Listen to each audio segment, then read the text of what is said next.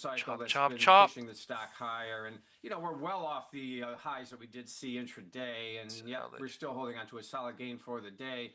But I do think that over the next few weeks, there's a potential that we could drift back down to, honestly, that 500 level if we do see a little bit of a hesitation in the market and just some resetting of expectations. Now, I think longer term, I still think that this area is going to benefit from the general trends. But the trade example of the day is actually to capture a zone or a range to the downside with the opportunity to get put in the stock at a much better level. So today I'm looking at the example of buying the February short dated 21 days out, 590, 540 put 1x2. So you're selling 2 540 puts, buying 1 590 put. Gives you a capture range down to $490. That's your break even. So if you trade below 540, you get put into stock with that extra short put that's out there. But we have a range here from 590 down to the 500 level where you actually will benefit from a move lower. and then think about the opportunity of getting put in the stock. So again, you can put this on for about a $5 credit, so you get paid to put this position on, see how it unfolds over the next few weeks, and then if we get some weakness, get put in the stock at a better level. If it rips higher, you still get to collect a little bit of a premium. All right, so a very busy week here, and we're capping off what has been, you know, quite a crazy couple of days with some of the earnings, obviously with the FOMC, with Kevin Warsh, the announcement this morning. On a softer note, to end the month as well, just wanted to sort of get your takeaways on what we're seeing here. I mean, is this a reaction to what we're hearing as far as Trump's pick for Fed chair, or is this more sort of technical in nature? What do the charts say? Yeah, no, I think, Sam, you're right. I think it's a little bit of both, honestly. And yeah, certainly the reaction to the pending announcement last night. We did see the futures lower. Now, it is interesting that they did fight back and almost get back to unchanged. We'll see how this is going to be an interesting day to see how the market deals with this. Now, you're looking at some resetting of expectations in the metals. There's no question about that. Interest rates, though, haven't really moved significantly higher, and actually now it is pricing in a little bit higher probability of more cuts later in the year, which is very interesting. So that's an interesting dynamic in reaction to the announcement. But overall, I think the resilience in the market, even though we're down, you expect that the market would be much lower given the fact that we got higher than expected inflation data and what appears to be on the surface maybe a potentially more hawkish tone for the market with the new prospective Fed chairman. So I think the market's resilience here is actually the theme of the day, given the fact that really it got hit with what appears to be some pretty relatively bad short-term news, and yet we're only down slightly on the day. Yeah, I mean, we're still within arm's length of that 7K, obviously. I saw a lot of people partying on social media with the hats, and then they sort of put them away again. But let's see. Dan, always appreciate it. Thanks for that for this Friday. Have a great weekend and stay warm. Dan Deming there, managing partner at KKM Financial.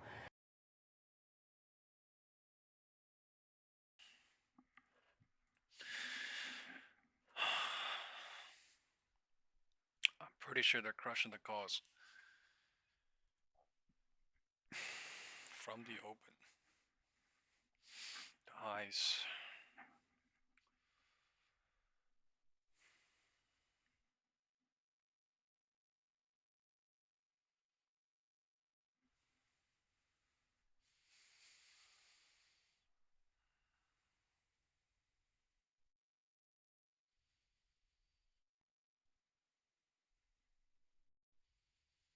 Man, chart literally frozen.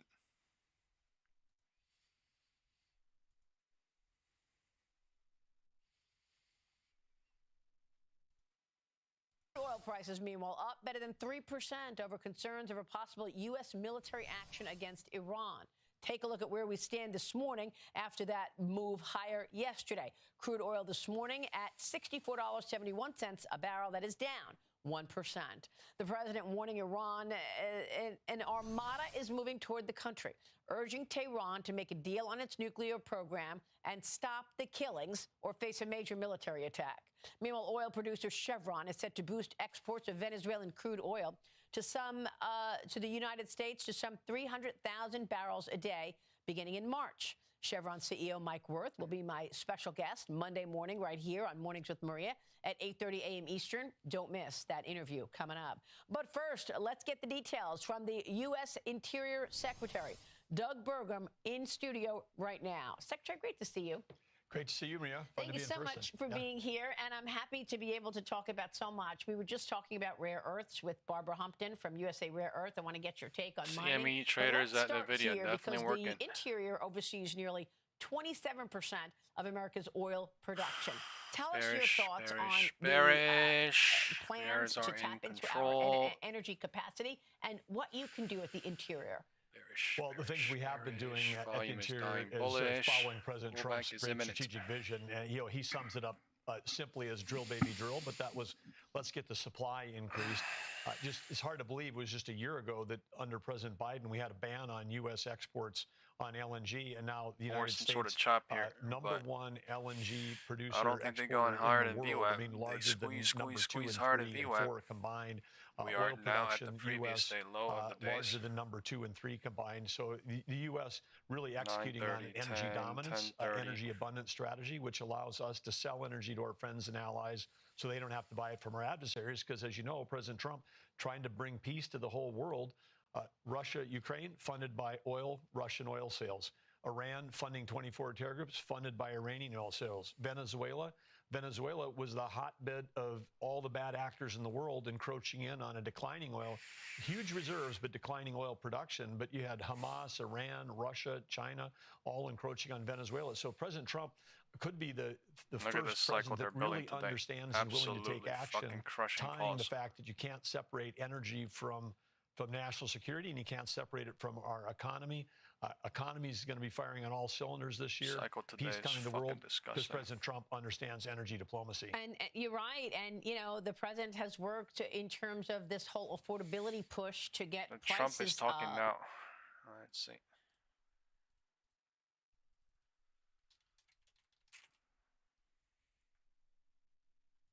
Professional.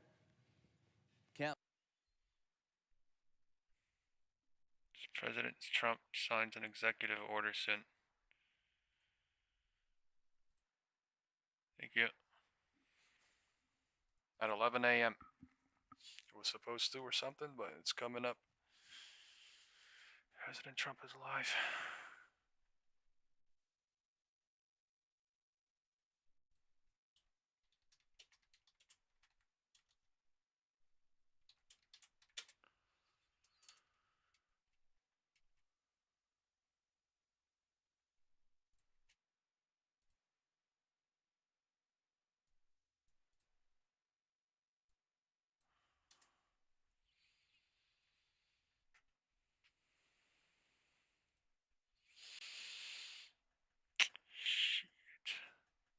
This is crazy. 11:50. What a fucking dump. Ain't no way in hell I'm going to the 3/3 though. This shit is really playing with everything though. Candles coming in crazy. 4 minutes ago, this shit was spike down to like, what the fuck is this? Man, I said this shit is bearish, right? On the 5 minute. And look at the fucking goddamn market right now. 0.5 VWAP touch horizontal support still being used. This shit is what you call motherfucking setup still. It looked uncertain. I was like, oh, I'm not sure. I'm gonna let the market do what its thing, and that actually is coming up with setup. And setup was VWAP, 50% call, hope, crush, and then the fucking horizontal support all at the same time being touched perfectly. Right, being touched perfectly right now. 11:50 in 5 fucking minutes, right? I literally said in the WhatsApp group when I was literally outside I was smoking a cigarette. At 11:45, I said extended cycle. 11:45, bearish as fuck. 11:46, VWAP touch. 11:46, calls that top. 50% hope crush. This is 11:46, and now time is 11:52, and in 5 fucking minutes, we went to the floor from the VWAP. And then now they're coming in with the crazy cycle, but this is still at 11:50, bouncing into 11:55. Candle is fucking crazy. They could go lower. Floor testing, pivot point trading, 1/3 to this is the 3/3 bearish cycle from the top of today, 694. So this shit is just fucking cycling. Not a lot of people saw the message I sent at 11:46. Only like 3 or 4 people saw it, 1 or 2 minutes. Alright, when the message was sent, but that's literally how usually the market fucking moves. Fucking fast as shit. Setup fucking happened, setup there, setup not. Setup was there, setup happened, and setup not. So, shit happens mad fast. Who the fuck would imagine 11:45 rejection into IWM, except IWM is super bearish today, so it's just breaking the floor, deciding whether it wants to break the floor. Fucking wild. Gold new floor. Tesla. Nvidia.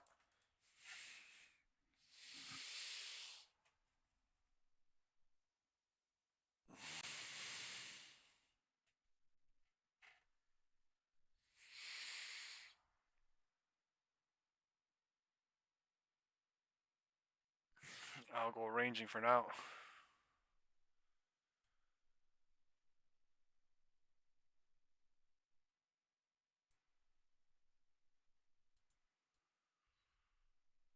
Lol. That is what you call a LOL moment. Perfect fucking algo ranges. Why is the market bouncing here? Why is the market rejecting here? Bullish, bullish, bearish, bearish. Nobody knows. I'm speculating. Candle fucking chasing.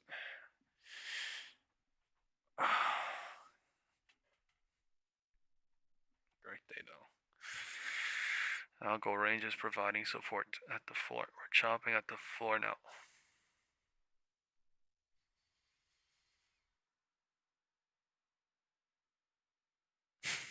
This is literally why the candles go up and down though, and they're just like, oh, I think it's gonna go down here and up here. I think it's gonna go here and up here and down there and bullish, and yeah, it's just candle fucking trading. 50-50, throw fucking rice cake, patty cake at the wall and see if it sticks type of deal. I want no fucking part of that. No fucking part of that.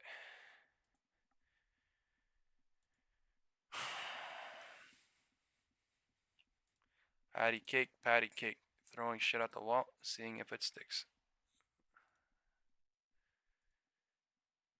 Waste of time.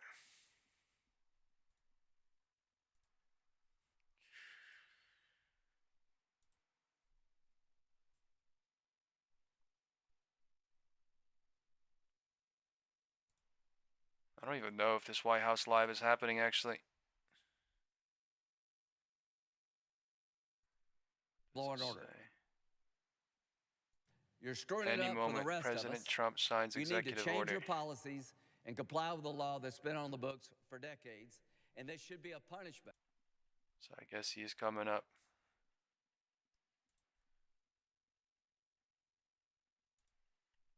$4,000 people watching the White House live stream. I guess it's coming up. The presidential executive order that was supposed to be signed at 11 a.m. Any moment, they're saying. Time is 11:55. Rejected. 11:55. Bounced. Time is 12 at the floor.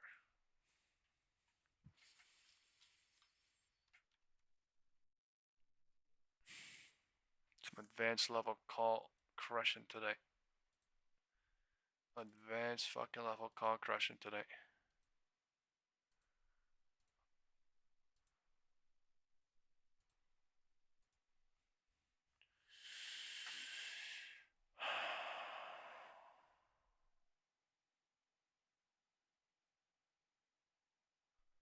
$12 p.m. is going lower. Algo range is breaking down. Bears are in full control. 3/3 is extending. You all set? So I have some incredible people, and this is a very exciting thing that we're doing. And it was fast. They've wanted to do it. I understand they've been here hundreds of times over the years trying to do it. And they're going to give you a little bit of history. Roger Penske, everybody knows, he's a legend in many different things, but certainly in racing. He's won the Indianapolis 500 20 times. On the 18th time, I said, he's been a friend of mine for a long time, but on the 18th time I said, I think I'm going to give him the Presidential Medal of Freedom because, you know, how do you do that? Japan, Germany, Roger, right? Everybody, they want to win the Indy 500. Right. They spend billions of dollars getting a car, and this guy wins it. Like every year. He won it so many times that he ended up buying the track. So now he owns a track, he owns a race. It says pretty good. Now he's won it, though. He won it 2 times since he got it. And it's a total of 20. And didn't you win the Daytona 500? Yes. How many times? 4 times. That's all? That's terrible. I can't believe it. Anyway. I'm scalping if you win it once, it's like 1.5 right now. The guy's amazing. He's a genius.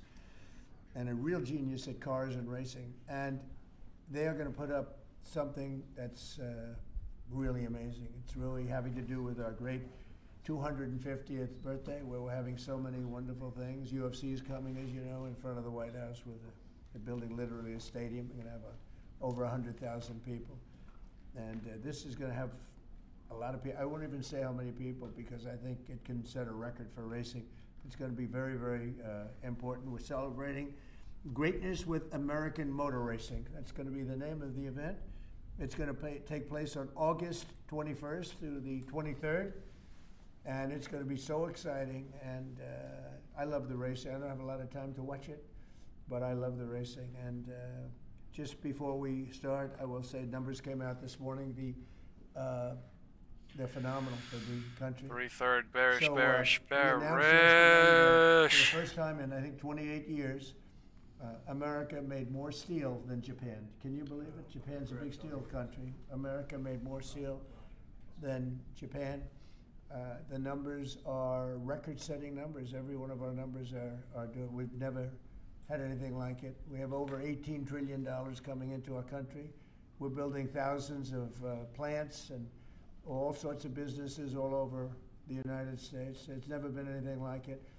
$18 trillion investment. So we have over, fellas, we have over $18 trillion being invested in the United States of America. The record was $3 trillion 10 years ago, not by us, by another country. And we're going to do 18, and I think the 18 is going to go higher. We're just looking at 11 months. The 12th month hasn't come in yet, but it's going to bring us over 18, maybe even hit 20. So you have 18 to $20 trillion coming in, and we've never had anything like it.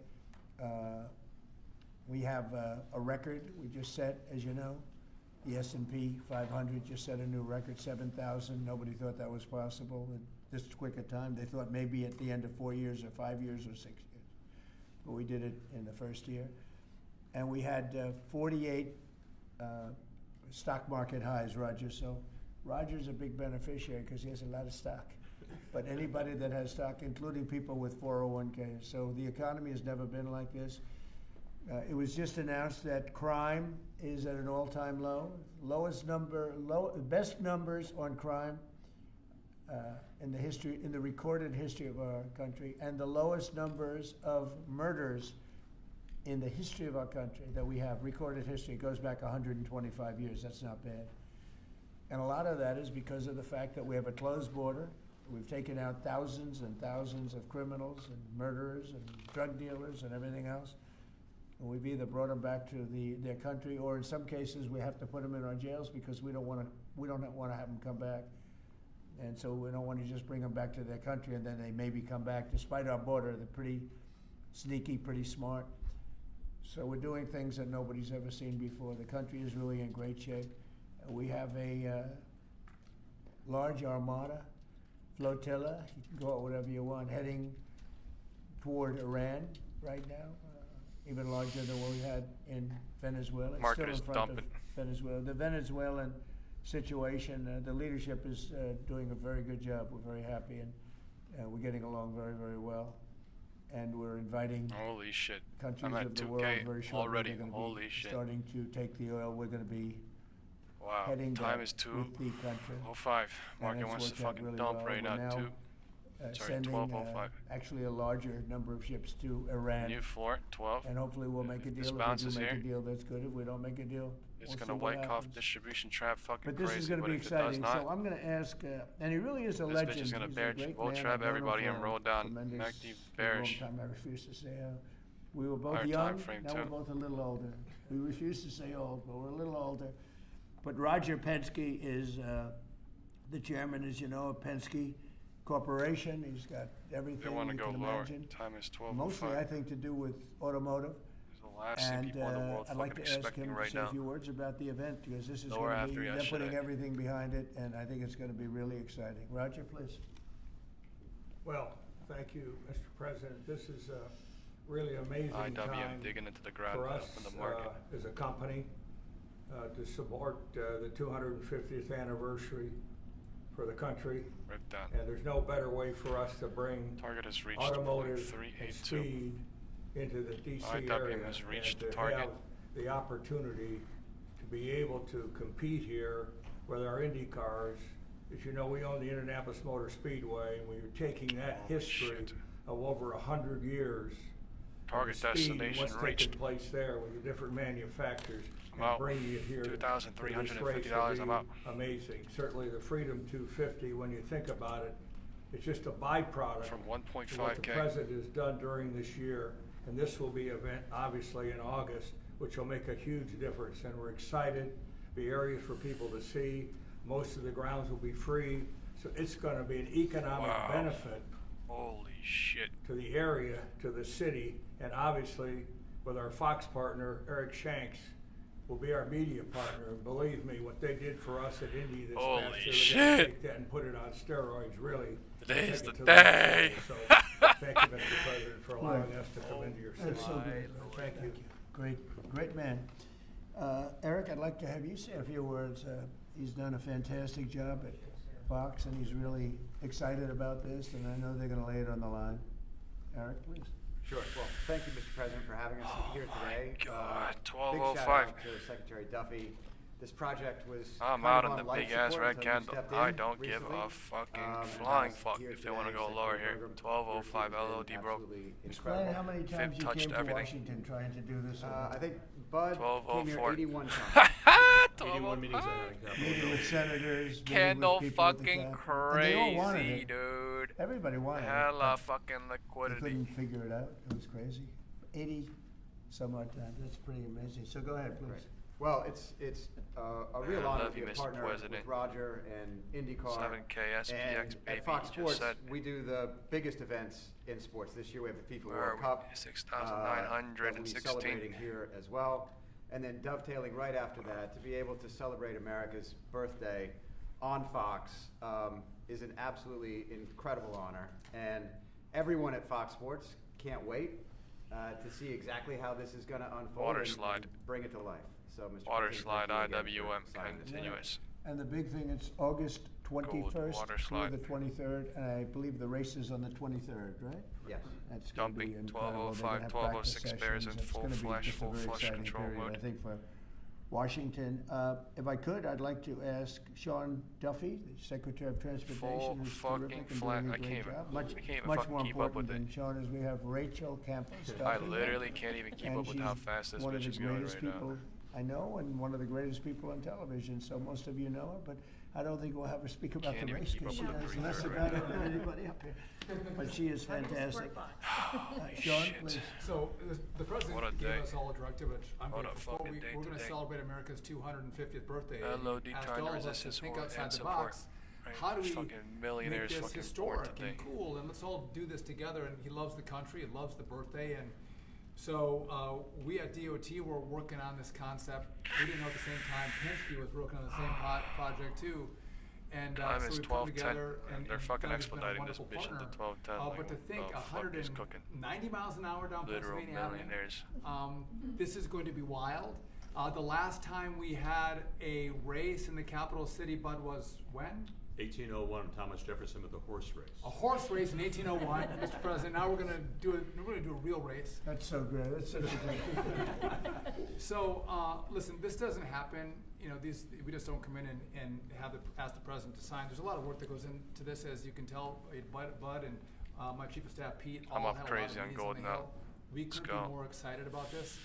Again, I'm going to repeat: this is free for the American people to come to your nation's capital and see a great road race. Freedom, America, speed, and road racing. It doesn't get more American than that, Mr. President. So thank you for signing this, and thanks for all You your are support. fantastic, and what a job you've done. They put it together very quickly. They've been coming here for years, and everybody wanted it. You know, every senator wants it, every Congress, everybody wants it, but they don't get things done. Trump gets things done. We didn't have 89 meetings. We had maybe a half a meeting. I think this is probably about a half a meeting.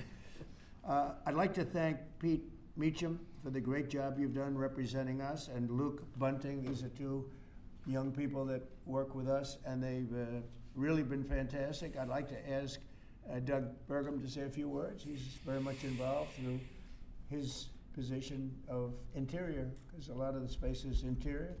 He sort of has, Man, am I I think he's crazy the wanting largest landlord 440s anywhere right in here? the world by Fuck. far. I'm literally So still Doug, in could you say a fucking few gold. words, please? Yeah, absolutely. I'm trying to Thank you, fucking Mr. President. 200% this bitch so I can make all my fucking This losses birthday on that's gold. coming up, the 250th anniversary of America, Freedom 250, is the most monumental birthday maybe Gold of any fucking country ever in the history of the world. crazy.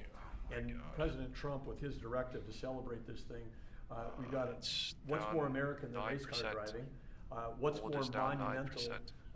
than the Indy 500 as an icon of what's going on in our country? And so merging Look at the the gold puts. history and the tradition of our Literally capital, fucking Washington, D.C., with the speed and 1000%. the innovation, that goes on in the 900%, 1,200%. Like, I just want this bitch at 1,400%. Talking about is the speed of fuck out President of Trump. massive I wonder fucking if you realize profit. there were 81 meetings with the Trump administration. I think it was they called President Trump.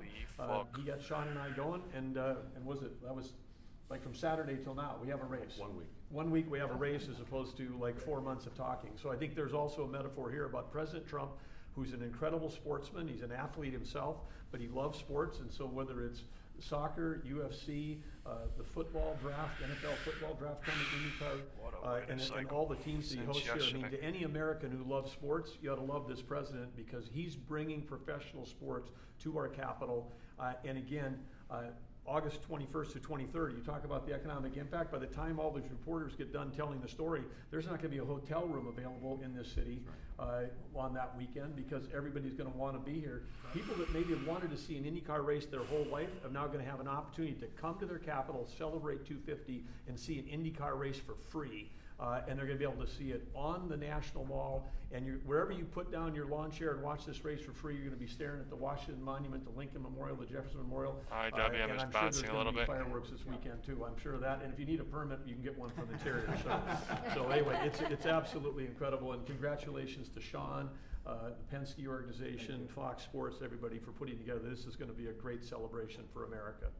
Thank you very much, and you're doing a fantastic job.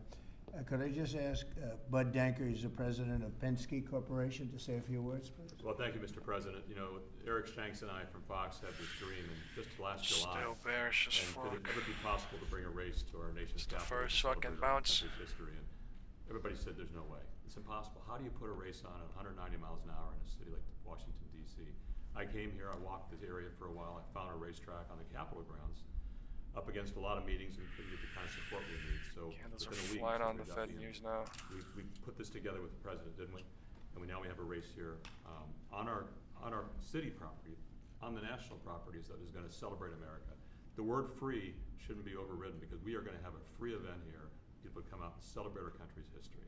I also want to thank Mayor Bowser. She has been a great partner in this process as well too. So I know, Mr. President, she's a great supporter of what you've done here in the city as well too, and we thank her for this.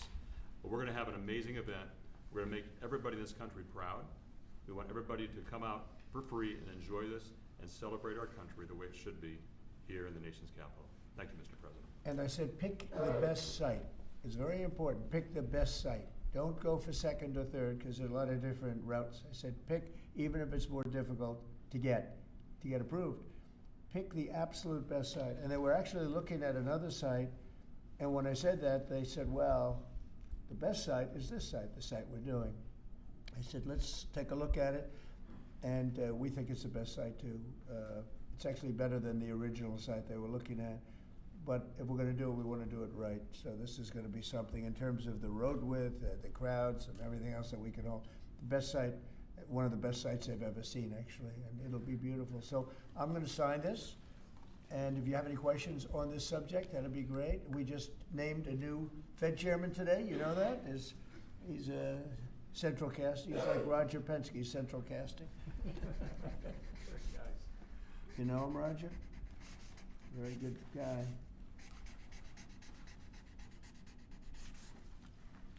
Roger, no auto pen. I didn't use an auto pen. Here, Roger, take that. I will. Thank you. That's great. Here you go. I'm out on gold. I don't want to sign each letter. You know, they sign each letter. They hand 238%. I fucking went in literally so fucking long ago. Never looks. I went in on this thing. Good. Here, Rachel, take that. I got fucking crushed into this shit. This book got fucked into Wednesday and Friday. Congratulations. This is really exciting. Man. Thank you. Oh my God. You have any questions about on your Fed chair nominee, since you just brought it up, did Kevin Warsh commit to you that he will push to cut interest rates if he is confirmed? No, but we talk about it, and I've been following him, and I don't want to ask him that question. I think it's inappropriate, probably. It probably would be allowed, but I want to keep it nice and pure. But he certainly wants to cut rates. I've been watching him for a long time. Senator Tom Tillis. Did you have any concerns about his hawkish history of pushing for rate hikes? He's going to want to do the same thing. I think that, yeah, I've had times when I'm back! we've had to really have rate hikes too. But He's very smart, very good, strong, young, pretty young, and I think he's going to do a guy. I mean, he was the central casting guy that people wanted. Kevin was great. I tell you what, I met numerous people. Every one of them were fantastic, really fantastic. I wanted to keep Kevin here, and I thought that I called Kevin 1, Kevin 2, and we have. I said it's going to be a Kevin, but you know, Kevin really has been fantastic at the White House. You all know him. You know him very well, and so we have Kevin W. Are you concerned, Mr. President, about the confirmation hearings? We've heard No. Senator Tillis. You think with the DOJ investigation? I got 6.5 count in the gold. whole country, I would say. I got crushed on Wednesday. You know, perfect candidate. Man. This was not a surprise or It's like anything. 100 and This was something the man percent. that's It's most not 200%, qualified. but fuck, I'm so fucking happy. Top student, best schools, everything was like perfect. The youngest person ever to serve on the Fed. Got the whole package. Looks don't mean anything, but he's got the look, right? Roger, looks don't mean anything, but if they have the look, it's okay. But he's got the whole package, and I think he's going to do a great job, and he loves the country. Mr. President, why are you Please, in the back, yes. Are you giving Iran any kind of deadline to make a deal before potentially taking Only military they action? know for sure. Have you communicated that to them directly? I have. Mr. President, do you have a timeline for when you're going to pull back potentially the federal presence there? No, we'll see how it all works out. You know, they have to float someplace, so they might as well float near Iran. But it's a rough situation going on. So I stopped 837 people, as you know, last week from being hung. They were going to hang 830. It was all set, and I mean, I'm looking at the people behind me. They're saying, "What kind of racing's a lot nicer than that?" Right? They were going to hang 837 people, and I told them, if you do it, you're going to pay a price like nobody's ever paid before. And they pulled back. I appreciated that. But a lot of people are being killed, so we'll see what happens. I can say this: they do want to make a deal. Mr. President, about Virginia, actually, Virginia flipped the governors, and now they're looking at 50 They dropped a lot of bulls. What do you think about that? Well, I think it's terrible. I think a lot of people will leave Virginia. I saw that. Do we see lower next week? Glenn was a friend of mine, Glenn Youngkin, and worked so hard on cutting taxes. Everybody bullish or This bearish woman came in next and week. in one swoop, she raised everything up higher than it ever was. I don't understand it. I mean, people voted for Democrat, but she came in and she raised, and I'll work with her like I work with everyone else, but she came into Virginia, raised everything to a point like taxes that nobody ever even heard of before. And I don't understand. How do people get elected with this kind of philosophy? This is only in the very modern age. You know, I grew up and I've always heard politicians will cut taxes, everybody screaming we're going to cut taxes. I cut taxes. I gave you the biggest tax cut in the history of our country, in the great big beautiful bill. No tax on tips, no tax on Social Security, no tax on overtime. Interest deductions, Roger, when somebody buys a car, they can deduct the interest if they borrow money. That's the biggest thing in terms of the car business, right? American-made ones. Correct. So we have, you know, I give tax cuts and they give tax increases. I don't know how they get elected. They get elected because they cheat. You want to know the truth? If they didn't cheat, they'd have no chance. They have horrible policy. Transgender for everyone. They have the little thing about open borders so that the world's prison population and mental hospitals can be emptied into our country. It's just a crazy. Men playing in women's sports. Roger, are you a fan of men playing in women's sports? Only as a bettor. If you'd like to bet. If you're not a big fan. I don't think so. I don't want to get him in trouble, but I think he joins in 99%. They say it's an 80-20 issue. I think it's maybe 99. It's 99-1. Mr. President, why are you suing your own administration and the IRS? IWM is at the previous all-time high breakout point. Very loud. Let somebody else have a chance. Can you answer the question? Why are you suing IRS? ABC fake news. You're suing. Go ahead. I didn't call on you. Go ahead, please. Go ahead. Go ahead. Do you think the upcoming talks? ABC, by the way, is truly one of the worst. Go ahead. Do you think the upcoming talks between Russia and Ukraine stand a chance out? ABC, one of the worst. By the way, I think I've ended 8 wars. Oh my God! All of them I thought were going to be maybe tougher than this one. but Zelensky and Putin hate each other, and it makes it very difficult. But I think we're getting very close to getting a settlement. Hundreds of thousands of people, mostly soldiers, have been killed. Last week they lost 29,000 people. Last month they lost 29,000 soldiers. Can you believe that, fellas? 29,000. You lose one race driver, and it's a big deal. 29,000 soldiers in 1 month. 27,000 the month before. I think that we have a good chance of getting it settled. Yeah, ma'am, please. Mr.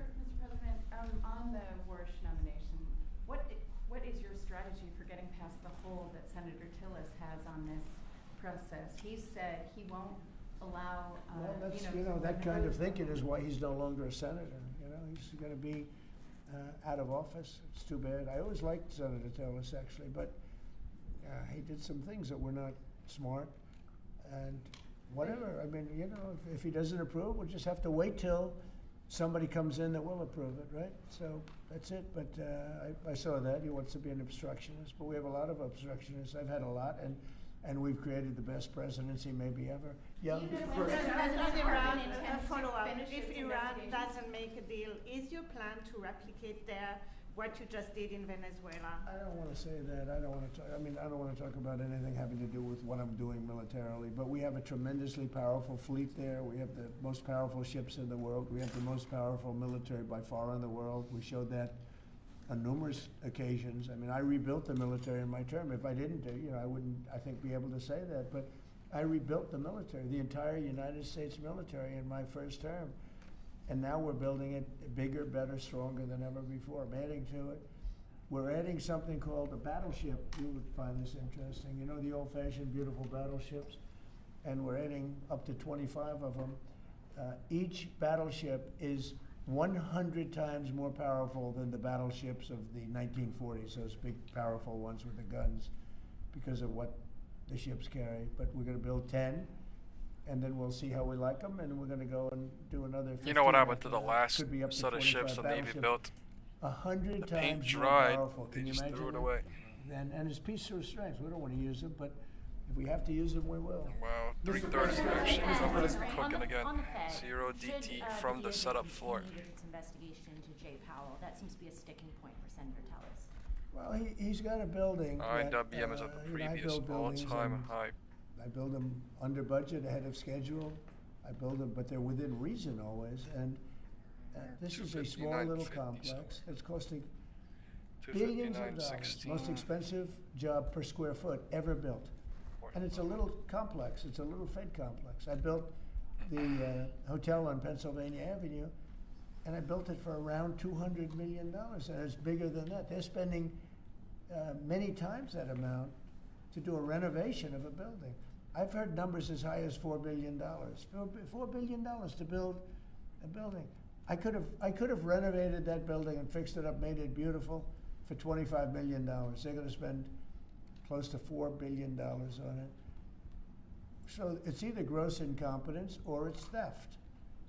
Somebody's making money because you can't spend. It's more per square, and you have half a building there. You know, you have the structure, you have the exterior skin that they're not changing much. They're building a building and they're spending almost, I mean, I'm hearing numbers of between $3 and $4 billion. It's the most expensive structure ever built per square foot. So he's either incompetent or he or somebody is a crook. And we'll find out. Mr. President. Thank you, Mr. President. On Minneapolis. So Oh, I thought he was saying somebody's making money like that, not the crook part. I was saying for sure to that part. On the ground to Fort Sumter, sort of imply that this is the beginning of a civil war. Do you agree with that characterization? Do you feel like there's a civil war brewing? The governor said that? Well, does he know what Fort Sumter was, or do you think somebody wrote it out for him? No, this is, I was elected on law and order. I was elected on a strong border. We had a border that allowed 25 million people to come in. Many were murderers. They murdered people. We had 11,888 murderers. We had prisons, including Venezuela, but Venezuela opened its prisons. So did the Congo. The Congo in Africa opened its prisons. They dumped people into our country. Many countries did that. I would have done that if I were leading a country. I would dump the prisoners into our country. We opened borders. We had all these things. I was elected on law and order. I was elected on the economy. I was elected on a lot of reasons because when I took over, we inherited a mess. Prices were too high. Inflation was the highest it was in 48 years. I say ever, but the media always corrects me by saying it's only 48 years. I think 48 years almost sounds worse. But when I was elected to do a job. And one of the big things I was elected to do is law and order. We now have the lowest crime rate in the history of our country. We have the lowest murder rate in the history of our country. We have Washington, D.C., which was a dangerous place to walk, is now a totally safe city. You can walk with your husband or your wife. You can walk with your children right down the middle of the city. Nothing's going to happen. We did a great job. We had the National Guard. We have soldiers. We have people that nobody's going to mess with. And we've taken out. Remember, it's not just that. In Washington, we've removed over 2,000 criminals. And, you know, if you look at the numbers, a very small percentage of your population, 2%, 3% of your population causes 90% of the crime. So when you move it's amazing how that works. But the criminals go over and over and over again. So 2 to 3% of your population can cause over 90% of your crime. So it's not that complex. We moved 2,000 people out of Washington. We brought them back to their countries where they came from. They came through open borders by Sleepy Joe Biden. And I will tell you, Washington is safe. If you look at New Orleans, as you know, we went there about 4 weeks ago. I was with the mayor of New Orleans last night. He was at the premiere, and she was at the premiere. She was great. I believe she's a Democrat. She came over. She thanked me so much. She said crime is down more than 50% in just a few weeks. And you couldn't even walk down the street in New Orleans. It's so bad. And now they let us in there, and she is thanking me so much, so profusely. She was great last night. I'd do that if I were a Democrat. I'd say call Trump in, let them do what they do. But we remove people, criminals from the cities, and they become safe cities. If you look at Minnesota, Minneapolis, we have crime down there because we took out thousands of people, despite all the mess and everything else. Crazy. But do these people really want to have rapists? Do they really want to have drug dealers and people from prisons and murderers? Do they really want to have them in the community? You know, it's really insurrectionists and agitators, and they're paid. And you can tell a lot of reasons. Number one, they're professionals, you know, with their mouth. But they're also, you look at the signs are all professionally made. They have signs that are gorgeous. In fact, I want to get the sign because I need a lot of signs for different things, and I want to find out whoever does their signs, they do a beautiful job. You know, everybody has this beautiful sign with brand new wood. It's like leather panels. They have a leather handle on the bottom. These are not people these are people that are handed signs. And Pops are so fast today. Pretty much, we're getting very close to it. It just but rises pretty much from use depths funding to the this floor. stuff. These are paid insurrectionists, So fast. paid troublemakers. But I was elected by a landslide. I won every swing state. I won the popular vote by a lot. I won everything. I won everything. And I was elected by a landslide on law and order and on strong borders. We had a border that was so bad, so open, where 25 million people came in over a period of 4 years, and now nobody comes in. Nobody even tries to come in. And it's Tesla. I can only say, I think, we'll say it very plainly, elections have consequences. So crazy. The people want law and order. And we have a silent majority. You know, we have a silent majority of people. They don't go and riot and everything else, but they like what we're doing. They like having a safe city. I get calls every single day. Every person I see working in the White House, people I don't know, many people work here, and they say, I'd like to thank you, sir. Why? You've made Washington so great. We walk to work. They walk to work. You people know it very well. You walk to work now. You used to take an Uber or a taxi or something, and you even felt like in danger there. Every person in this building, I mean, virtually every time I see somebody, they thank me. Because a year and a half ago, they lived in hell, and now they can walk to work, and they're totally safe. Nothing's going to happen. And if anything did happen, the person that did it would be living in hell for a long period of time. Thank you very much, everybody. Thank you very much.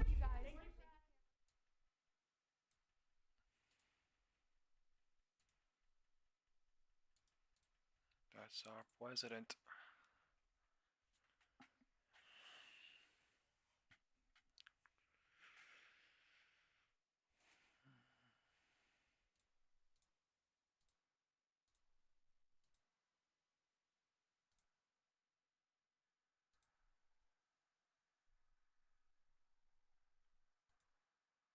Niles, investment management founder and portfolio manager, Dan Niles. Dan, it's great to have you back. Thanks for joining us. My pleasure, Carl. So as a manager, how are you thinking about the Warsh decision? I mean, I think it's great for stock markets because if you believe that a big portion of multiples is driven by easy money, Kevin Warsh had an article in the Wall Street Journal how he said that AI was deflationary and the Fed needed to get away from this dogma that wage increases were and letting the economy, be strong was bad for inflation. So that pretty much tells you we're going to get easy money, which we all knew we would with whoever the pick was going to be between now and year end. And as we saw in 2021, the S&P was up 27%, even though inflation surged because the Fed let the economy run hot.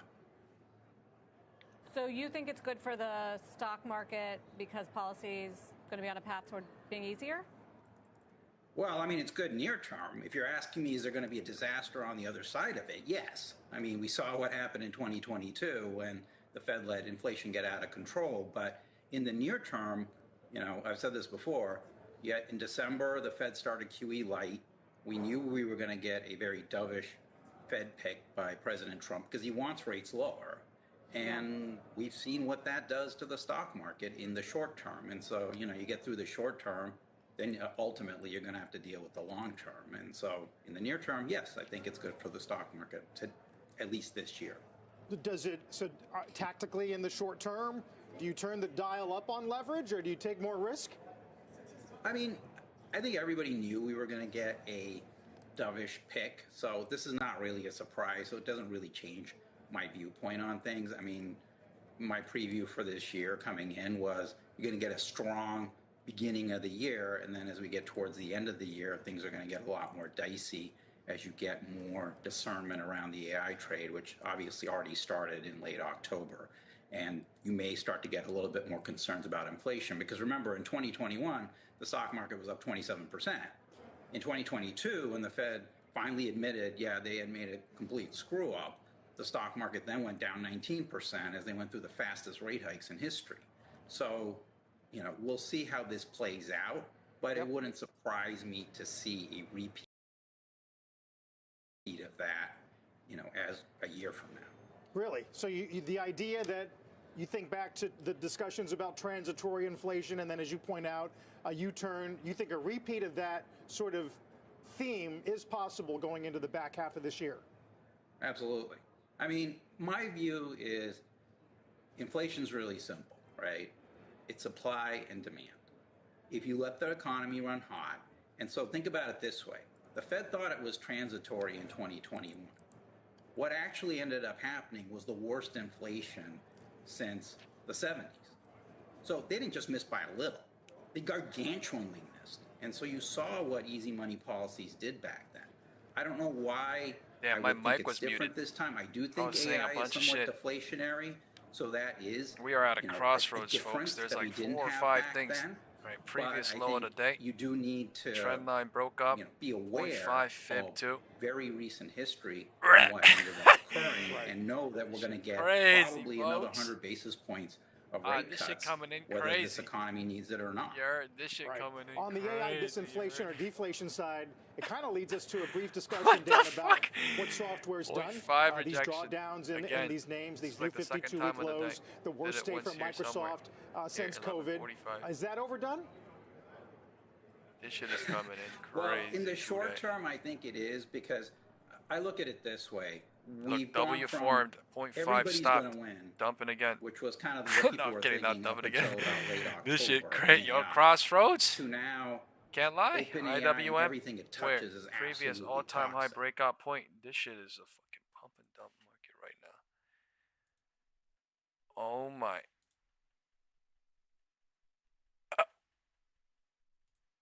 Morning. Welcome back to Morning Trade Live. It's time now for the big picture. So let's switch from the micro to the macro. And welcome in Kathy Jones, Chief Fixed Income Strategist, Schwab Center for Financial Research. All right, it's all about Kevin Yeah, my mic was muted. I said that crossroads shit like 2 minets when the candle was green, but my mic was muted. I unmuted the mic and I said the same shit all over again. Sorry. We are. Yo, when I right before, like a minute or two before I drew the Fibonacci, is when I was talking, and I was like, bro, there's a fucking bunch of shit going on, crossroads, but like this shit is the most wildest shit we've seen in a fucking while. Look at this dump. 1235. I'm chasing this shit. He was in favor of hiking rates when because he was worried about inflation when it was below 1%, and Lehman had just failed. I'm in 4K. They're burning everything. The idea of QE. He wanted to get fucking the burning balance everything. sheet down, despite the fact that again inflation remained low. So it's crazy. a bit of a puzzle that the president, who has been very obvious and very outspoken about wanting lower interest rates, running the economy hot, not worrying about inflation, would appoint someone with a history of the hawk. Now, I think there is a feeling that he's very familiar to Trump. Close relationship between his family and the Trump family, and holy shit, 6935.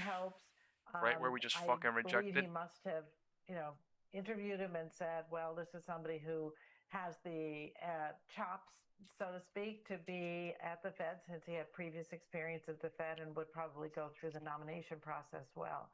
So the question becomes, which Kevin Warsh shows up at the Fed? Is this the hawk, or is it the one who's accommodative to the president's desire for lower interest rates? And we won't know that for quite some time. In the meantime, I think the markets are just confused. Yeah, it certainly seems to be the case. I get the feeling that there's a lot of head scratching going on here in Wall Street, and no doubt across the country this morning with this pick. But to your point, with someone who is seen as more hawkish, obviously a critic of the QE, wanting a smaller balance sheet, perhaps more of a political guy is some of the views that I've been hearing this morning. But you touched on the markets. Talk us through the market reaction as to how they're pricing in this pick, because we've seen, particularly on the long end of the yield, a tick up a few basis points. Is it bugging out? Are off. Or is it Obviously, reloading? Plenty of moving parts when it comes to some of these earnings reports. But what do you make of the market reaction this morning? Yeah, I think initially when the betting markets overnight showed that they thought Warsh would be the pick, we saw yields rise, risk assets sell off, and then it sort of modified when the actual announcement was made. And I think what we're seeing is sort of a cautious approach, because, again, there's this question of what exactly will he advocate once he's appointed. I assume he will be confirmed at some stage of the game. I think risk assets, which have had such a big run to the upside, all they needed was a little bit of uncertainty to get something of a correction, and that might be the main explanation there. Firmer dollar after weakness, that would be consistent with his views, his sort of hawkish views in the past, but also kind of the momentum reversing just a little bit or being modified a little bit. And the steeper yield curve is, I think, telling you markets are pricing in still some Fed rate cuts. In fact, the expectation for rate cuts for this year has increased a little bit from where it was prior to the announcement. But long rates are still reflecting this uncertainty about, well, if the Fed gets too aggressive in cutting, what does that mean for long rates and inflation? So a lot of confusion, a lot of back and forth. I think market's going to take some time to parse it out. Yeah, certainly, particularly with respect to the process, if in fact he does end up becoming the Fed chair, what that means for Powell and some of the other members as well. We'll be watching. But, Kathy, it's been a really big week. Obviously, the FOMC was a bit of a nothing burger. But, I mean, what do you make of what Powell had to say with respect to the upgrade to the economy, an upgrade to the labor market, and then some of the subsequent data that we've been getting? Obviously, we've got a bit of Cycle a is building here this morning, which came in a tad hotter. But how is that all feeding into some of your expectations this year?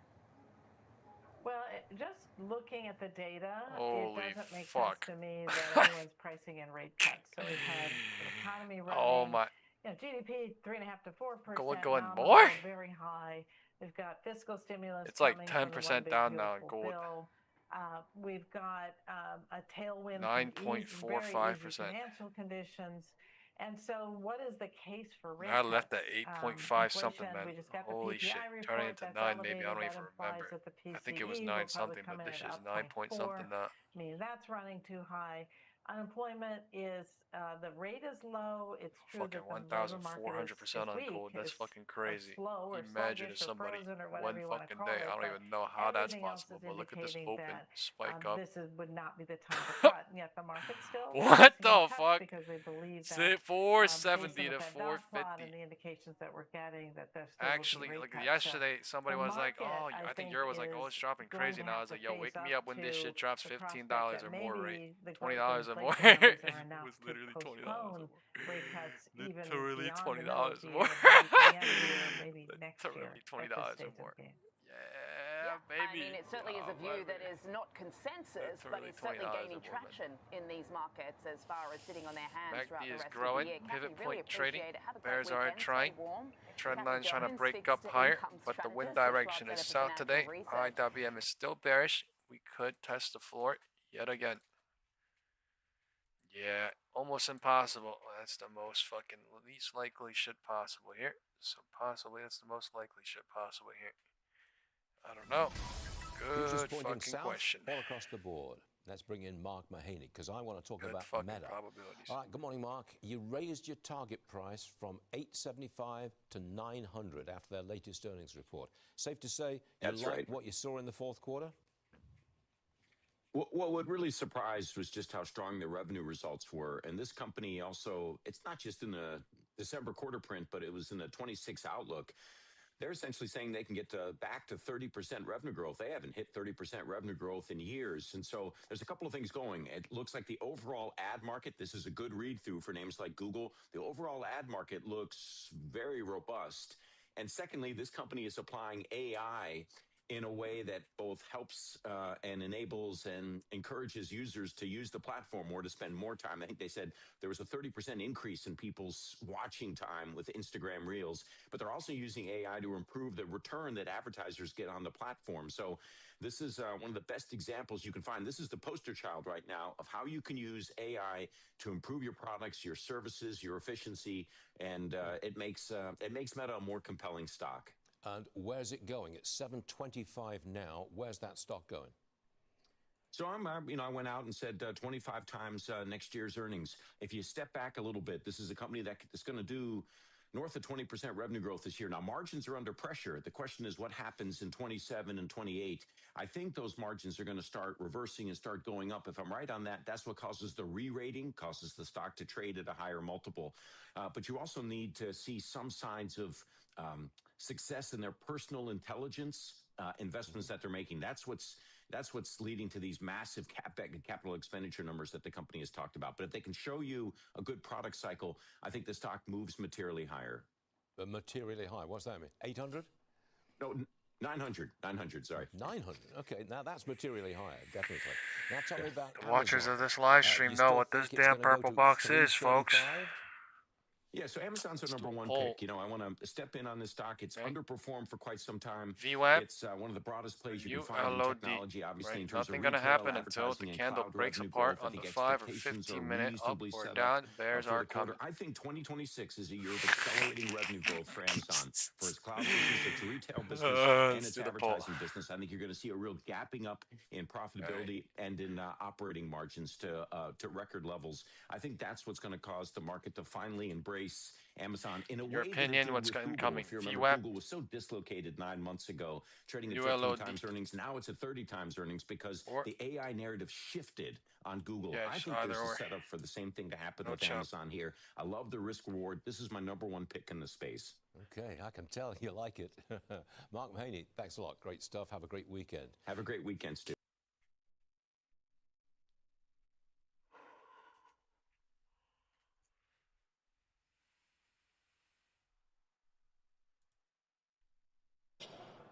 Welcome back. Some new reports now saying OpenAI is gearing up to go public maybe late this year. Our Kate Rooney has more on this race to get there. We have 4 Kate, people and voting why it VWAP. kinda matters who's first.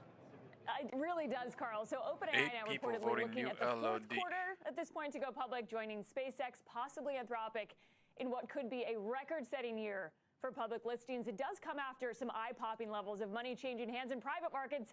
Just this week, we reported OpenAI now on track to raise as much as $100 billion from Amazon and others. Anthropic closing part of what could be a $20 billion round SpaceX also reportedly considering merging with xAI or Tesla. All of this deal-making, guys, has pushed up valuations. The combined total value just for these three companies is now around $1.65 trillion with a T. I'm told by investors these rounds were really meant to be the final is coming with the fundraise bounce ahead for of now. IPOs, and investors are now laser focused on public markets. SpaceX, try. I'm told by a source, slated to go this summer.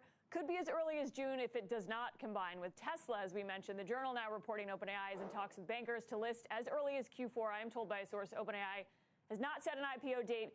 Q4 is possible, this person says. Its rival Anthropic, meanwhile, those that are watching, looking at this year as well. I have been talking like to investors in both of those companies, those AI giants, who say these companies have been ready. They've been looking to get IPO ready over the last few months. They're looking over their shoulders, too. They want to be the first to get out there and tell their story to Wall Street. One banker compared the competition here to the battle between Uber and Lyft back in 2019. Lyft was able to list a month before Uber, set the public market benchmark despite being the smaller company. One banker I spoke to says these IPOs right now, it's all anybody is talking about. There are some worries about whether public markets can actually absorb hundreds of billions of dollars in issuance. One rule of thumb, 125 people here, and only 50% of the watchers have hit the likes. That is based on that sort of rule of thumb. It could be upwards of $200 billion, guys, flooding markets this year. Back to you.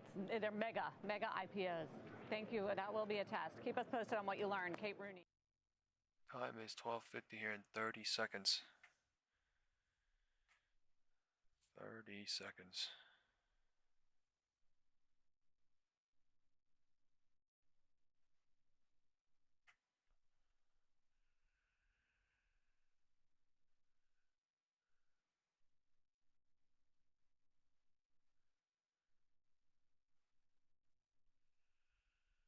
Look at that, right?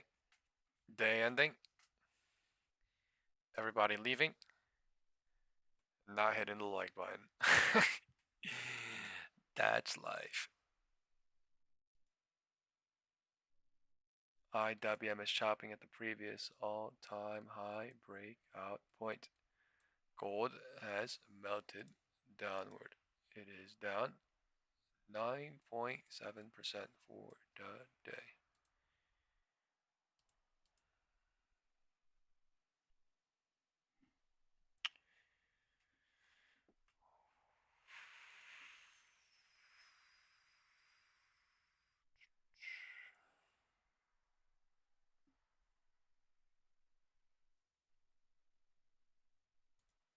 Starbucks is hosting its Investor Day right here in New York City, and I'm joined right now on CNBC by Starbucks CFO, Kathy Smith. Kathy, great to see you. Thanks for joining us. Thank you for having me. Starbucks. Thanks for being here today. Of course.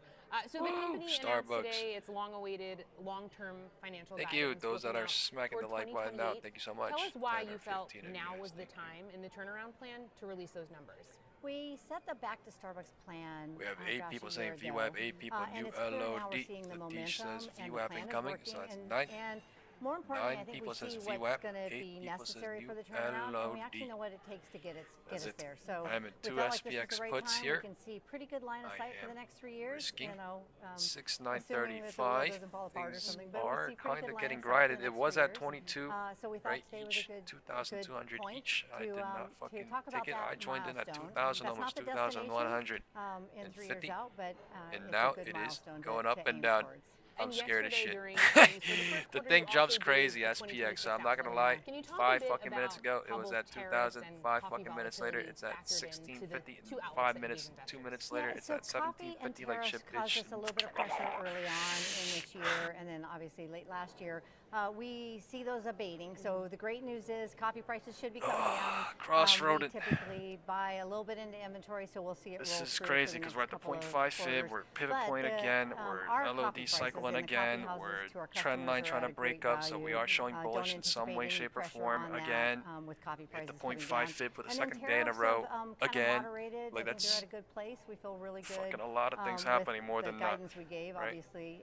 A lot of confusion, a lot of candles coming, a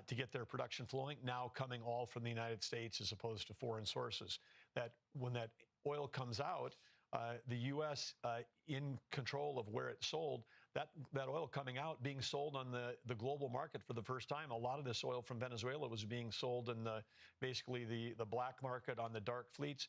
And Venezuela has just become another one of China's discount gas stations. China, of course, building Time is the 12:55. largest There is energy, a lot of time left. energy reserves because they're the most energy-dependent country When it gets in the world. closer to 11.5 maybe million barrels of oil a day is about their 3:30, consumption. maybe And there some have been sort of days a in massive, December some where sort they of were a buying end of 2 million something barrels trying. above But right what now, they the were wind consuming, direction is just south continuing to officially. grow They're testing the their floor. stockpiles. They're trapping But the bulls. with right They're now, chopping with downwards. The President MACD Trump volume is and bearish. his plan on controlling the sales, controlling the revenue, that's what allows the collaboration with the current government in Venezuela, and it's what's going to help put this country on a track towards rebuilding their industry. Remember, Venezuela could be, Caracas could be the next Dubai under the right economic conditions. That is unbelievable, really. And we're going to wait to see the fruits of that labor. The big story of the morning, obviously, is the president has made his decision on the chairman of the Federal Reserve. He posted about it earlier, writing, "I'm pleased to announce that I'm nominating Kevin Warsh as the chairman of the Board of Governors of the Federal Reserve System." And I want to get your take on this in terms of how easy it will be for the nomination process. You know, the Democrats are trying to stop him at every turn.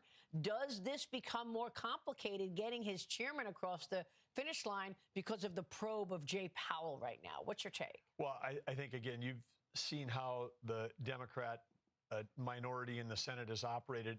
Whoever President Trump picks, they're going to try to block, and it doesn't matter really for what position. But Kevin Warsh, a fantastic pick to lead the Fed. President Trump had many great choices, including Kevin Hassett. I mean, the two Kevins, as they're called around the White House sometime, but having both of them on the team, Kevin Hassett on the National Economic Council, Kevin Warsh leading the Fed with his experience. I think this is going to be an economic dream team for the president. You throw in Scott Bessent, you throw in the rest of the cabinet with strong business and economic and finance backgrounds. There's never been a stronger team helping to drive the economy than right now. And Kevin Warsh is, he like I said, he understands how the Fed works, but he's also aligned with the president on strategy. I certainly hope that for the country, that the Democrats will get him passed through quickly because his leadership is going to lift up the economy for every American. Yeah, and the president also posted about Kevin Hassett, actually, I should say. And he says there was great speculation that the highly respected Kevin Hassett was going to be named chairman of the Fed, and he would have been great, but honestly, he's doing an outstanding job working with me and my team at the White House. So exactly. The president put that out as well in terms of all the short list there. Look, I want to get your take on what the Fed needs to do at this point, because I spoke with Kevin Warsh last year about the criticisms that the president had on the Federal Reserve, and I want to share that with you. Do we have that soundbite of Kevin Warsh? Okay, here he is. Watch this, Secretary. The president's right to be frustrated with Jay Powell and the Federal Reserve. Inflation comes when the government spends too much. That's the spending you're talking about, and prints too much. The president took a good shot at putting the fiscal house in order through this tax bill. The U.S. is on the cusp of, I think, a radical improvement in our productive capacity. Why is it that money and financial conditions are so loose on Wall Street and considerably tighter on Main Street? Because the Fed has the policy mix exactly wrong. It has a big balance sheet like we're in the 2008 crisis or the 2020 pandemic, and has rates that are too high. It needs to shrink the Fed balance sheet and cut interest rates. So with lower interest rates, how does that affect your portfolio in the Office of Interior? Well, of course, Interior, if we were a standalone company, we'd have the largest balance sheet in the world. 500 million acres of surface, 700 million acres of subsurface, wow. 3.2 billion of offshore, all the way from American Samoa to the U.S. Virgin All right, I'm back. The territories and the countries. Went to the bathroom and got a drink. With the Copa states, those are all managed under Interior. So whether it's the natural resources extraction across all of those 15-minute bearish. The power, what's powering America, both onshore 30-minute and turning offshore bearish. energy. And of course, those This industries, bitch is bearish. if you have lower interest rates, that benefits not only benefits. I really want to mark the American, 'cause we're paying real less on our previous debt, but it all-time high benefits every breakout company point. So that's working in these things as we work to build ourselves back into the get back into the mining business. Yeah. Lower interest rates lift everyone up. Wherever so Kevin the fuck Warsh we in that are. clip, exactly accurate on his assessment. And thank you for the context there, because we've been talking about how the president is working overtime to limit China's stronghold on these things like critical minerals, including Bears the are here, testing the floor. to these key areas. We Bears just are spoke with here. the CEO of USA Rare Earth, Barbara Humpton, and a lot of this Bearish. land LOD where retest. she's actually finding opportunity, like the area in Texas. LOD These are retest, federal lands, and mining is under your purview. Here's Barbara Humpton on the rare earth 2,300 opportunity each. in Texas right now. Watch this. Holding. I want you above have access to some of the 5. richest areas in terms of LOD minerals. test, baby. 1 p.m. Particularly this space in Texas. This is a really important point. What a perfect USA fucking time. Rare Earth now has Perfect built an time to come entire back. value chain. I think there's something from cooking on the mine video all too, the way but it's through like to some lotto metal shit. making and magnets. This is the most mine craziest that will shit be I've ever seen developing in my Round life. Top in Sierra Right? Blanca, Texas. I've never seen something is the crazier than richest this known in my deposit life. of I don't think heavy we will rare ever earths see in something North crazier America. like this in our lives Why do for the next heavies 40 matter? years on These gold. are the critical minerals Ever. that make our permanent Ever. magnets that move motors, etc., more powerful and performing at Craziest shit high on gold temperatures. These are ever. Where are they minerals that are going if needed they in lose the LOD? semiconductor production. 6,902. Needed for jet engine 6,904. These Where is are that the on high SPY? value critical minerals that 687 complement point the somewhere. light rare earths, I don't which know. are lower valued I don't really critical give a shit. minerals in the supply Price chain. target, And this price is the key level, to moving us price forward. action, Will price this level enable can the suck United States it. to have I less don't care. reliance on our number one 3/3 says we are into 3/3 LOD testing, LOD hoping, And LOD that's the key, everything isn't it, right now, Secretary? right Because here. China Right, leads the world time in is rare earth right now. 1. 44 million metric tons compared to America's near 2 million. Greenland's 1.5 million. What do you want to say about this from a LOD mining testing. standpoint on federal land? Well, you're right. LOD One of the hoping. biggest strategic challenges we face as a country is closing this gap where China, if you take a look at the periodic table, take the 20 most important rare earth minerals, as Barbara was talking about, that we need for defense, for aeronautics, for automotive, and for technology. Market is chopping at the floor. 85 to 100% of the processing of those top Nothing 20 is bullish. are done in China. It's actually So bearish it's not as a just the mining. fucking We've also got to get the motherfucker refining today. and the processing back to America. We're doing Look at that. the 0.5 rejection. We're at the It's floor. not, I think it's it not wants to just break drill, the floor. baby, drill. It's QQQ mine, broke baby, this mine, and divergence it's at gonna the be floor. process, LOD baby, process. We've got divergence. to get all that refining back here. So we working the National Energy All Dominance medium-term, Council, long-term National cons are in Security danger Council. This is a top because of the priority. LOD divergence. So the They want deals to like clear you're it. seeing, like If the not U.S. today, making an tomorrow. equity investment in rare earths, just like with MP earlier this year.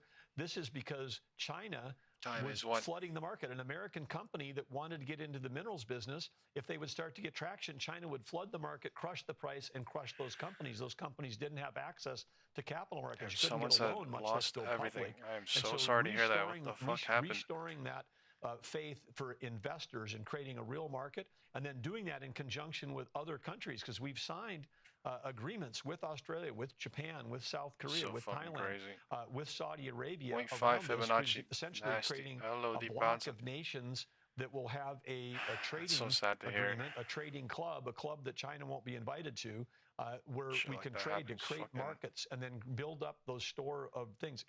And the critical mineral reserves that we need, that's as important as a strategic petroleum reserve. You'll see the president understands that. There'll be announcements coming about the U.S. creating strategic mineral reserves. And so that is, exciting. So the plan is people are working 7 days a week on this right now.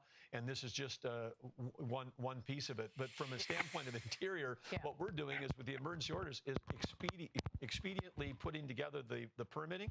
So with Interior, we've delivered on environmental assessments and EIS, which normally take 1 to 2 years, in under 14 days and under 28 days. And some of that includes President Trump, beautiful, clean American coal, because in that coal, particularly you get out west in Montana, Wyoming, North Dakota, lignite coal, it's got some of the highest concentrations of germanium and gallium minerals that we need in the coal, which is if you're processing the coal, then you can develop a extraction process for those rare earth minerals. So we've got it. We just got to get back in the game. Last thing I'll say on this is last year in America, we graduated 36,000 lawyers. 300 people graduated with mining and metallurgical degrees. If you want a degree that's going to pay handsomely for the rest of your life, we need more kids. We need more universities that shut down these programs. They shut down their mining and minerals programs. They've got to get back into it. The U.S. we shut them down. I love that. And people thought was because mining was dirty. What the U.S. does it cleaner, safer, smarter than anywhere else in the world. We have an EPA. We follow the rules in America. If you go around the world to where China was extracting these minerals, in the DRC and Malaysia, they're destroying those countries, child labor. You do not want to get minerals from China because there's no care around. The U.S. does it better. We should bring all that back home for all the reasons, economic. I mean, if they do lotto up, there's a lot of bears here. Our air, our water, and our soil. Well, I love that you just said that, and that's really an important point for our viewers to understand that this mining business, metals and mining programs should be put back. Downward and this trend is a real line that like tried opportunity breaking out. longer term. But I think one of the most important things that you're saying in terms of your efforts is how you've cut regulation. Yes. And how you've made the permitting process easier. I mean, the interior, cutting timelines, cutting risks. I mean, giving policies that are giving pricing power and supply chains back to America from Beijing. Look, I poke the president from time to time. Oh, are you going to be an activist investor? I mean, what are you doing? You said you wanted to have the private sector lead, and here you are taking stakes. But I love it. I think it's absolutely so smart to have this acquisition strategy at the Department of War. What other areas do you believe are ripe for potential investments by U.S. government? I just want to say one thing. It's an investment, not an acquisition, because we don't want the federal government owning 51% of anything. We don't want control. We don't want to control boards. You don't want to be an activist investor. Well, we want to be activists in that we're actually creating a market that works, and we're creating price floors that would allow investors to, if that capitalism to work. We want to create that security because we weren't operating. We were operating in a market where, with China's dumping, they were destroying U.S. opportunity for capital markets to work. So we want to be in there. But if we're in as an investor and we can, and Barbara said, hey, I don't need price guarantees, I don't need offtake agreements. Other people have done that. That helps us do that. And again, whether it's from Texas to Alaska, we are rich in a country with rare earth minerals. We just have to create a market that allows capital to flow back in. We've got the technology.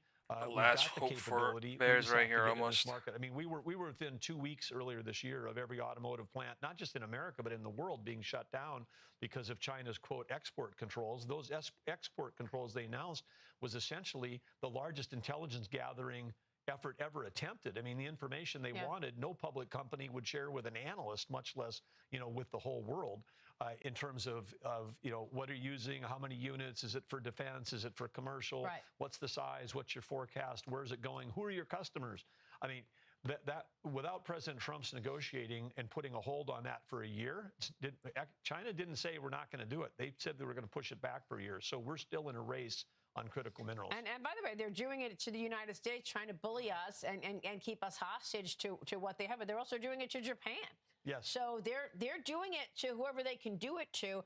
But let me get back to this whole acquisition strategy. And I know it's not an acquisition, let's call it an investment strategy of the Department of War. Are these stakes going into an overall sovereign wealth fund? The president talked about a sovereign wealth fund when he first took office. Is that where this is going? Well, that's where all the talk has been. And again, with our great Commerce Secretary. Last chance for bears to reject here and break the LOD or test it. I mean, we look at examples and we say, wow, Alaska's got a Alaska fund, $80 billion. When I left North Dakota 13 months ago, there's about $30 billion on its balance sheet across the funds.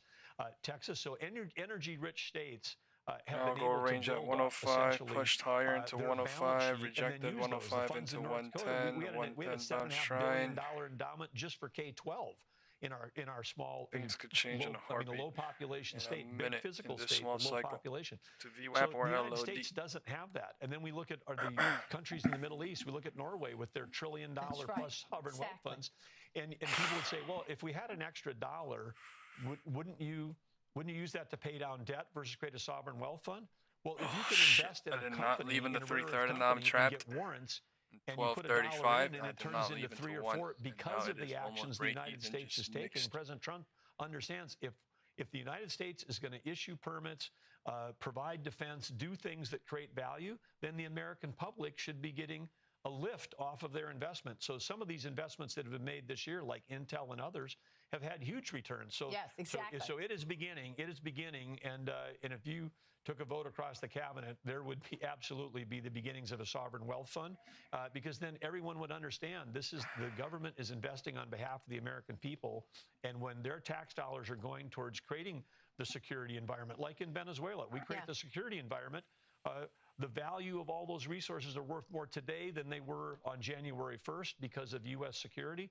Shouldn't the U.S. citizens be getting a lift as part of that? So smart to have a sovereign wealth fund and the efforts there. I mean, to me, it was very clear that this is where this is going. But I wanted to check with you real quick on energy before you go, because you've had all hands on deck oil, gas, I mean, everything, nuclear. And I want to get your take on this new initiative that you are doing at the Department of Energy to strengthen U.S. nuclear fuel supply chain. We've had a lot of nuclear startups on this program, and the department is asking states who's interested in hosting the nuclear life cycle innovation campuses. What does that mean? Is this a little bit of not in my backyard, where some states don't want it, or what would support the activities across the nuclear fuel life cycle? Well, first of all, I want to just say, this is the first time since the creation of the Department of Look how Energy hard it is to that get we the have lights an off, energy man. secretary who We had like 140, graduated from 135 MIT people here, with the understanding and like nuclear 25, physics. 35%. And basically, like, did not hit the like authored and or just left. started the shale revolution. Look how hard right? it is. That's why it's big and Right. big, From man. MIT when he was Things 20. are by actually the hard way. as fuck to get So lights it up. is like this. We have that understands that we've got the 17 national labs all under DOE. Chris Actual Wright's human visited beings, all not of those. bot likes like the other, you know. The amount of capital since President Trump signed 4 executive orders in the nuclear industry last summer, there have been a record billions and billions of dollars flowing back in, venture capital coming back in Bears around are trying. This is small their modular push. nuclear, and Last then hope. changing the regulatory Load environment. the I mean, the testing. If last they one don't we break it built, here, it MACD took flips up, it then double the the trend cost, line $30 most billion, likely will just trap 15 years every to build. single bear here. China is Gotta load the building like testing, 25 gotta load nuclear the plants break right it, now. man. On top of, they're adding 86 Break gigawatts of it, coal man. again this year. 1 gigawatt runs Denver or runs Utah. Knife. Wow. I mean, they did 90 gigawatts of Some coal sort of last knife. year. They're on the AI arms race. We're leading in software. We're leading in the language models. We're leading in the chips. China's leading us in electrical generation. We need nuclear as part of the mix for electrical generation. Yeah. Chris Wright and his team helping to drive that forward, but it's still a few years out. I mean, it takes a while to get there. In the near term, we've got a real crisis in electricity, which was created by the past administration, shutting down baseload. Shutting down over 100 gigawatts of baseload, and we saw that in the storm this last week.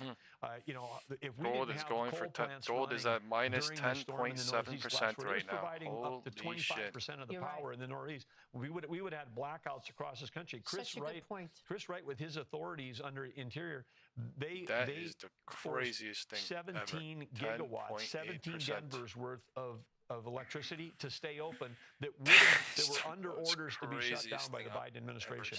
So President Trump and his team, that has to literally, be up whether there. it's electricity, whether it's oil and gas, whether it's nuclear critical minerals, 180-degree different. And I don't want to say saving the country, but it's the foundation of this economy. Are we going to see another squeeze on power this weekend? With another storm coming, perhaps? Yes. We had, during the storm the last week, we had all the hundreds of billions that have been spent on the Green New Dream, as the Green New Scam, as President Trump appropriately calls it. There was times in the markets, JPM and others, where wind and solar were providing less than 3% of the power because of the, I always say it was an AI race. It's gone to a power race. Yes. So in Vermont, we had more people burning wood during that storm than getting wind. But they're getting spiking power into from the wind or slow solar. without even breaking the floor. I was in Permian Basin, and I saw them flaring up natural gas because we don't even have the infrastructure in place enough to actually distribute that natural gas to meet those electricity. We could be talking all day. Exactly. Secretary, thank you so much for being here. Great to be with you, Maria. Thank you. Secretary Doug Burgum.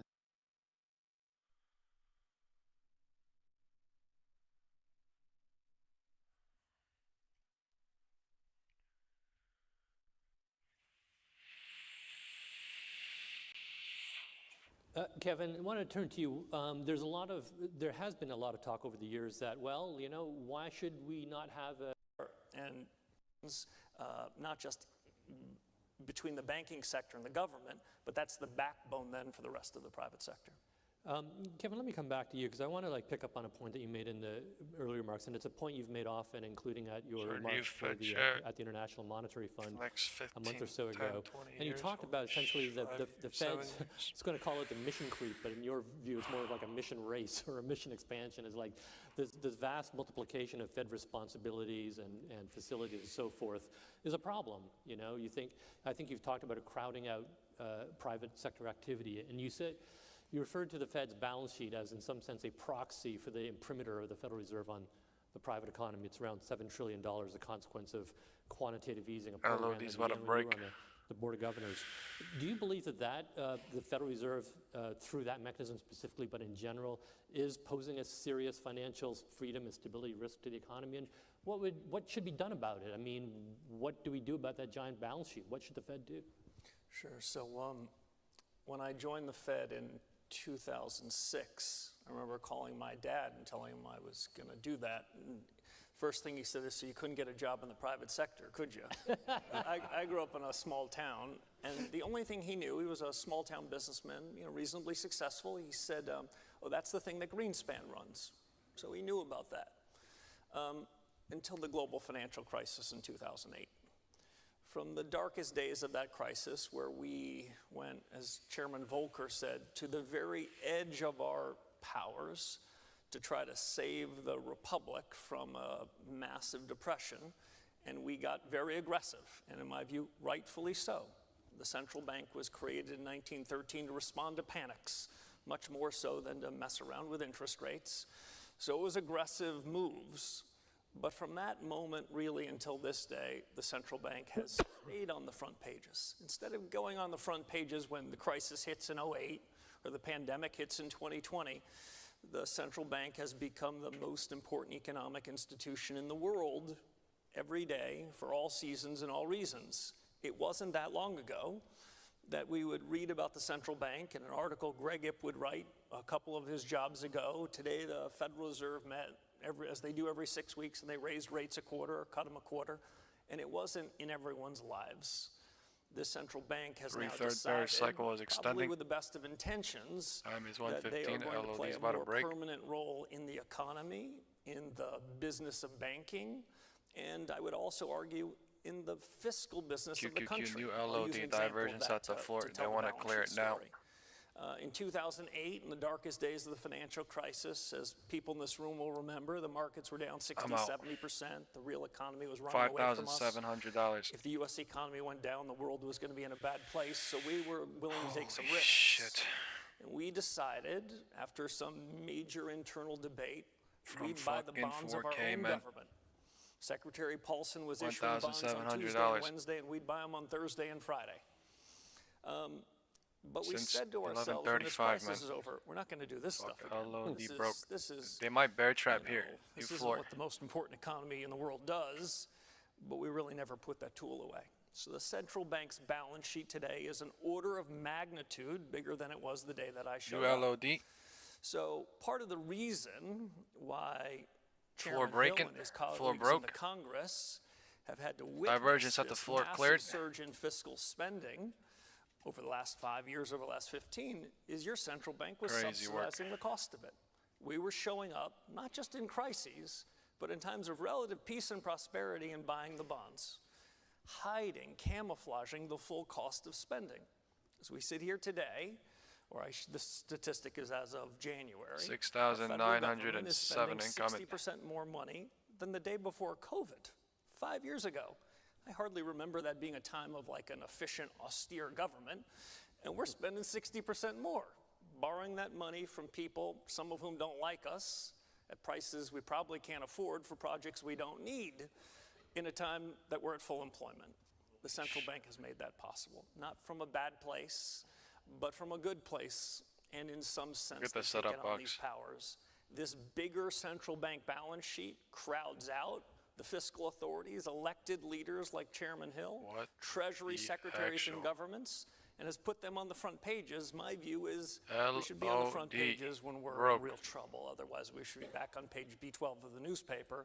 One final point. And if you are not understanding today, just watch and learn, because today, I told you, is one of those once out of climate policy and 2, everything 3, else, 4 times out of the month type of deal, right? Why am I saying the shit I'm saying with the LOD retesting, hoping, pivot point cycling, 3/3 cycling? Because today's one of those fucking days. I never write this bitch. I never write this bitch. Crossroads we were at, crazy, right? And we hit the 0.5 and we started going bearish out of nowhere, right? Candle fucking is hard as shit. Setup is fucking there. And this is 3/3. 3/3 is extending. LOD is breaking. That's all it is. Today is just so goddamn bearish. IWM. Imagine if we had a central bank that had been deadly focused on that. Everything. I think we wouldn't have taken a divided country, made it more divided. CNBC major news saying bearish as shit today. Like today's the fucking day. LOD, bro, this shit's gonna fucking waterfall easy as a motherfucker. That I hear from many of my peers. I don't even want to say 6:15 today, but look at the fucking red line on QQQ coming up. That's because of Putin and the pandemic. Nonsense. Yesterday's a change in prices happens in a market economy. We did not go to 6:15 on yesterday's Changes in prices happen every day. That's not what inflation is. Inflation is when that look at where yesterday's low is. It's 6:18.38. And that's what's been the This is the most craziest shit ever. My recommendation is a smaller balance sheet. Takes the Fed back to a more manageable size. A more serious job, and interestingly, previous day low in smaller balance sheet, you can have lower interest rates. Back to you. How much smaller? SPX might find some support here. We have finally touched the purple box, 6,904. The realest watchers of my live stream remember when we were at the tippity top here. I literally told you they may be going to this purple box. I extended the fucking purple box today, not yesterday, right? Be a good counterpart. We are at the purple box. This is what's called setup. The economy's obviously grown since then. Today. You wouldn't want to put a precise number on it. This is the most volatile the market's been in quite a while, but it's always like that. Most volatile it's ever been in historical, whatever fuck. Every fuck. The world has come to rely on the central bank's massive imprimatur. Look at the fucking puts going. Oh my god, I should have held that shit. It's a fucking waterfall. It's at $8,000. Fucking two puts, $3,500 fucking dollars each, and I fucking got it for literally 17 each. Oh my god. Oh my god. I had two fucking puts here for $4,000 and they went to 5,700, 6,000 so fast. And now they're at 7,000 something, 8,000. LOD broke time is 120. I have to ask you this. I will come. God bless America. I don't know what to say here other than God bless America, folks. Let's get some American flags in chat, please. God bless the United States of America. Previous day LOD coming on QQQ. That's how bearish they are. They're dumping today. I literally said the last thing today, they're going to fucking expect us a dump today after tomorrow. I mean, after yesterday, right? I think that's what's happening right now. This is the least expected shit. This is the 3/3 happening right now, but this is the least expected shit of the day. After a huge rip down yesterday, I literally said in the middle of the day at the top, right? And today is just one of those days. I said yesterday is just one of those days. Once out of a fucking month. And literally, look at this shit. 3/3 extending crazy. This is bearish control. Everything up there. Chop here, chop here, chop here. 0.5 hit, 0.5 hit. Doesn't mean that the Fed shouldn't be criticized. Central bankers should look not at this be fucking 0.5 hit right here. Like if Chairman Hill and his colleagues think that we're doing a terrible job at the central bank, they should be able to call it out. 2/3, Same thing with the 3/3. president. As a matter of fact, 1/3, I'd rather the 2/3, president call out his 3/3, consternation with the central bank 1/3, to the world 3/3, than do what 1/3, used to happen 2/3, in generations 3/3. past. I don't mean to be invoking Cycle President analysis, Reagan again, deductions but being versus summoned to the candle Oval traders, Office for a little right? quiet to do about what you're Candle doing right. fucking hopers Central banks were and created speculators so that politicians would have someone to blame for this. on YouTube, None man. of They this be is new. bullish, I read bearish, breathlessly in the fucking all it newspapers is. how mean They're these fucking politicians are to the guessing. central bank. Well, What is grow guessing? up. Be tough. It for sure And is here's not the most deducting. important thing. What's That's the for secret to central bank independence? sure. Hitting its objectives, doing 120 its job. LOD Imagine 687. we had Right. I stable literally said prices I think they're in the going last somewhere 5 here at years some like we point, did right? for And I most of said the it's 30 probably years before it. 687.x, Well, there and wouldn't really it's be much of a political 687.x fight to right be here. had. Oh my god. Doing its job and having stable prices is the Fed's plot armor. Today's It one is of those how we days, can man. succeed They and trapped the thrive. fuck out of I call NVIDIA it plot too. armor. I learned this from Mark Andreessen, who's going to be Today is our one of those lunchtime days. guest. He introduced the CME expression traders today. on NVIDIA are I'm a big working James hard. Bond fan. I watch So all are the they on movies. gold. But James has That's plot for sure. armor. Where does We know gold they're go? never going to get him because we want to I watch would have the never next expected movie. in my fucking Fed's life that plot gold would have armor is went being down to good at its 435, job. but I literally And said my I own want somewhere judgment mid is 40s, the right? And I failings at literally its job, left not at the just top, in but achieving I stable left here at prices, but 449. wandering into things in They which they fucking have just no kept going business, like 442. This is the suggests most that the insane shit I've politics are ever seen in happening my somewhere life, closer to but home. I'm pretty sure After we can all say 9/11, the same the shit. American people Right? demanded a what went Measured wrong? move on gold. After the 2008 financial crisis and all the harms that were done, Measured American move on people, gold. elected representatives said, well, we got to get to the bottom of this. How Literally did this happen? same as yesterday. Let's connect the dots. Somehow, after Big the great spike inflation coming on. that SPY served tried. many of us well and did great Maybe harm to SPY our is fellow holding here. citizens, barely a peak. 1/3, 2/3, 3/3 What are the cooking. fundamental 3/3 reasons playing. why this happened? Is it really because of Vladimir This is Putin and the before the pandemic, weekend, or is too. it something we could have controlled ourselves? It was a very quiet group. This group in the House of Representatives decided this deserves the same level of scrutiny. I think it's the essential. entire I think day it's has been the important. 1/3, I think 2/3 it's not cycle. been So done. And literally 1/3, just to give 2/3, another 3/3, 1/3, example, 2/3, 3/3, after 1/3, the 2/3, 3/3, 1/3, 2/3, 3/3, 1/3, 2/3, 3/3. So you know what I mean? Like if you don't believe in this shit, I don't know what is, because this is literally That time thing had been cycle running for 15 confirmation years. and All of cycle our bank literally regulators said, just great going up news, and we've down, got a safe and but sound using banking system perfect for fucking things February of like that 2023 without majority to noticing. relatively small banks, hardly ones that we thought were systemically significant, had a bit of a run. The regulators thought everything was just swell until they weren't. And we've Let's never draw asked the the bigger question cycle, about, okay? well, maybe When all was that the 2/3, Dodd-Frank 3/3 legislation end? Okay, didn't we work. could do Maybe our banking system is smaller not safer cycle and sounder. analysis. Maybe we've created less competition. Two, And I think the we got to bigger get to one. the bottom of it. The more honest we are about what we're doing right and wrong, the more we can fix it. And if we don't fix these things, the 21st century will not be ours. It will be some adversary of ours on the other side of the world. With Treasury market dislocation and foreign repatriation of bonds and dollars, what are the risks for Fed and Treasury now to keep market integrity, especially with swap FX structures and trades? I don't know if you saw Jamie Dimon speaking earlier today, but he talked a lot about his concerns about the ability of a market that transacts in the trillions of dollars a day to maintain its integrity.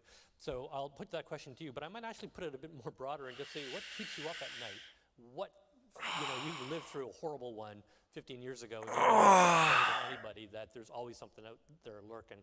What are the extant risks to our financial system that we need to worry more about? So what keeps me up at night mostly are red eyes from here back to the East Coast. Otherwise, I sleep pretty well. I've been out of government 12 or 13 years now, so most of the scars from the global financial crisis have healed until guys like Greg bring them up again. And guys like French threaten to drag me back into things. So I'd say... Look at the bottom of the CPI candle, biggest just let go into the NIW. that the US They're have, playing top are risks top that to bottom, no one's talking middle, about, almost by bottom, definition. middle, The financial bottom, markets and and just households ripped and away. businesses are really focused on something. The amazing thing about the American spirit is in our own haphazard way we deal with it. I would just note a couple things. One is we need to keep our eye on the ball. For all of the significant risks that the U.S. economy and the country is facing, I would rather have our cards than anyone else's in the world's by We are far. back above the previous low of the George day now Shultz, of who 12. was my mentor at Stanford a million years ago and served 10. under President Reagan. I remember working with him on a little project about something, and he interrupted me. He was a dear colleague of Mike Boskins, who was a friend and mentor and another Hoover fellow. And what George would say is the broad conduct of government policy doesn't have to be perfect. In fact, even in the heyday of the Reagan era, it never was. Government policy just can't be too destructive. And if we can achieve that, the U.S. economy will be in great shape. The problem over the course of the last several years is government policy has been too destructive. Too destructive to banks, too destructive to individual liberty in the post-COVID era, too destructive of technology and innovation. If over the course of the next few years we can just try to arrest most of that destruction, what we used to describe in economics as the micro foundations of macroeconomics, this has nothing to do with the brilliant conduct of monetary policy or fiscal policy. The micro foundations are what matter. And what is that a fancy word for? The culture of this country. The willingness to work hard, take a risk, I think we're at have it fail and try again. 6,904 or something. Everybody, no matter where you're Holy from, shit. there's no stigma associated with your station. You try to make it, and other people don't say, well, you're too big for your britches. This is not an American birthright, but it's why the U.S. economy has chronically outperformed from 1946 until this very day. But if we do harm to those micro foundations, Very fast down. we Very decide fast we up just want to again. try to hold on to what we've got. We let some of the things that are most important, like stable prices, eat at the conscience and the integrity of an opportunity society. Well, we're going to be no better off than a lot of these countries with whom we're trading with. That's why this moment. Previous low of the turned resistance and the support coming back in. Oh my God. And if we do that, the 21st century will be our century.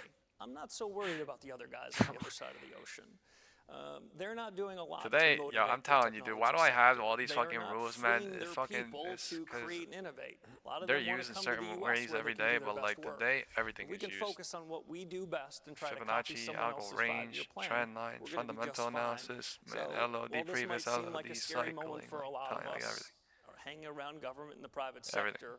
This is the best opportunity we've had, and I have a parochial American view. If the U.S. does well and can get through this inflection point as well as President Reagan did 44 years ago, man, it's nuking our so allies are going to love fast us like never before, and our adversaries will be scared of us. Right. The essential thing is that we grow during this period, and if we do, that'll take care of a lot of the problems that are 687.19, and we're at 689.5. Wow.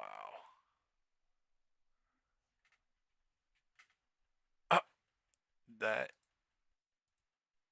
this is the most insane market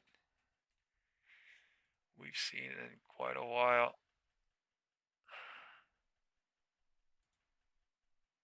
GameStop shares famously soared 1,600% in January 2021 before plunging over 80% in a week. That taught many young investors a valuable lesson about risk and reward.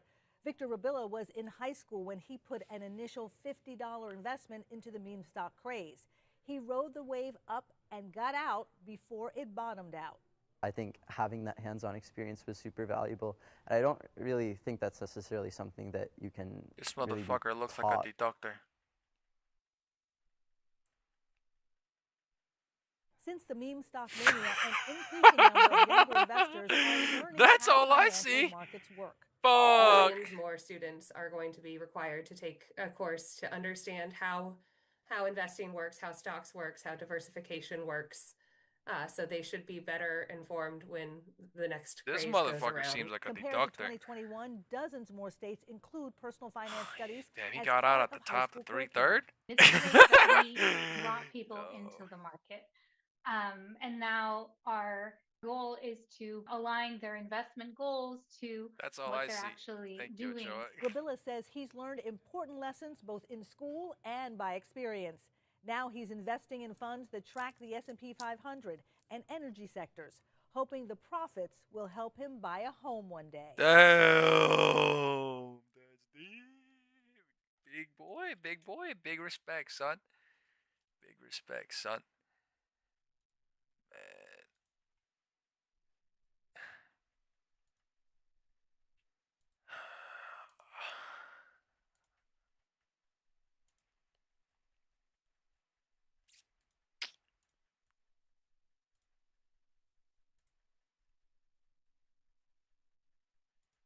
Now this, we thought there was a deal to fund the Department of Homeland Security and prevent a government shutdown.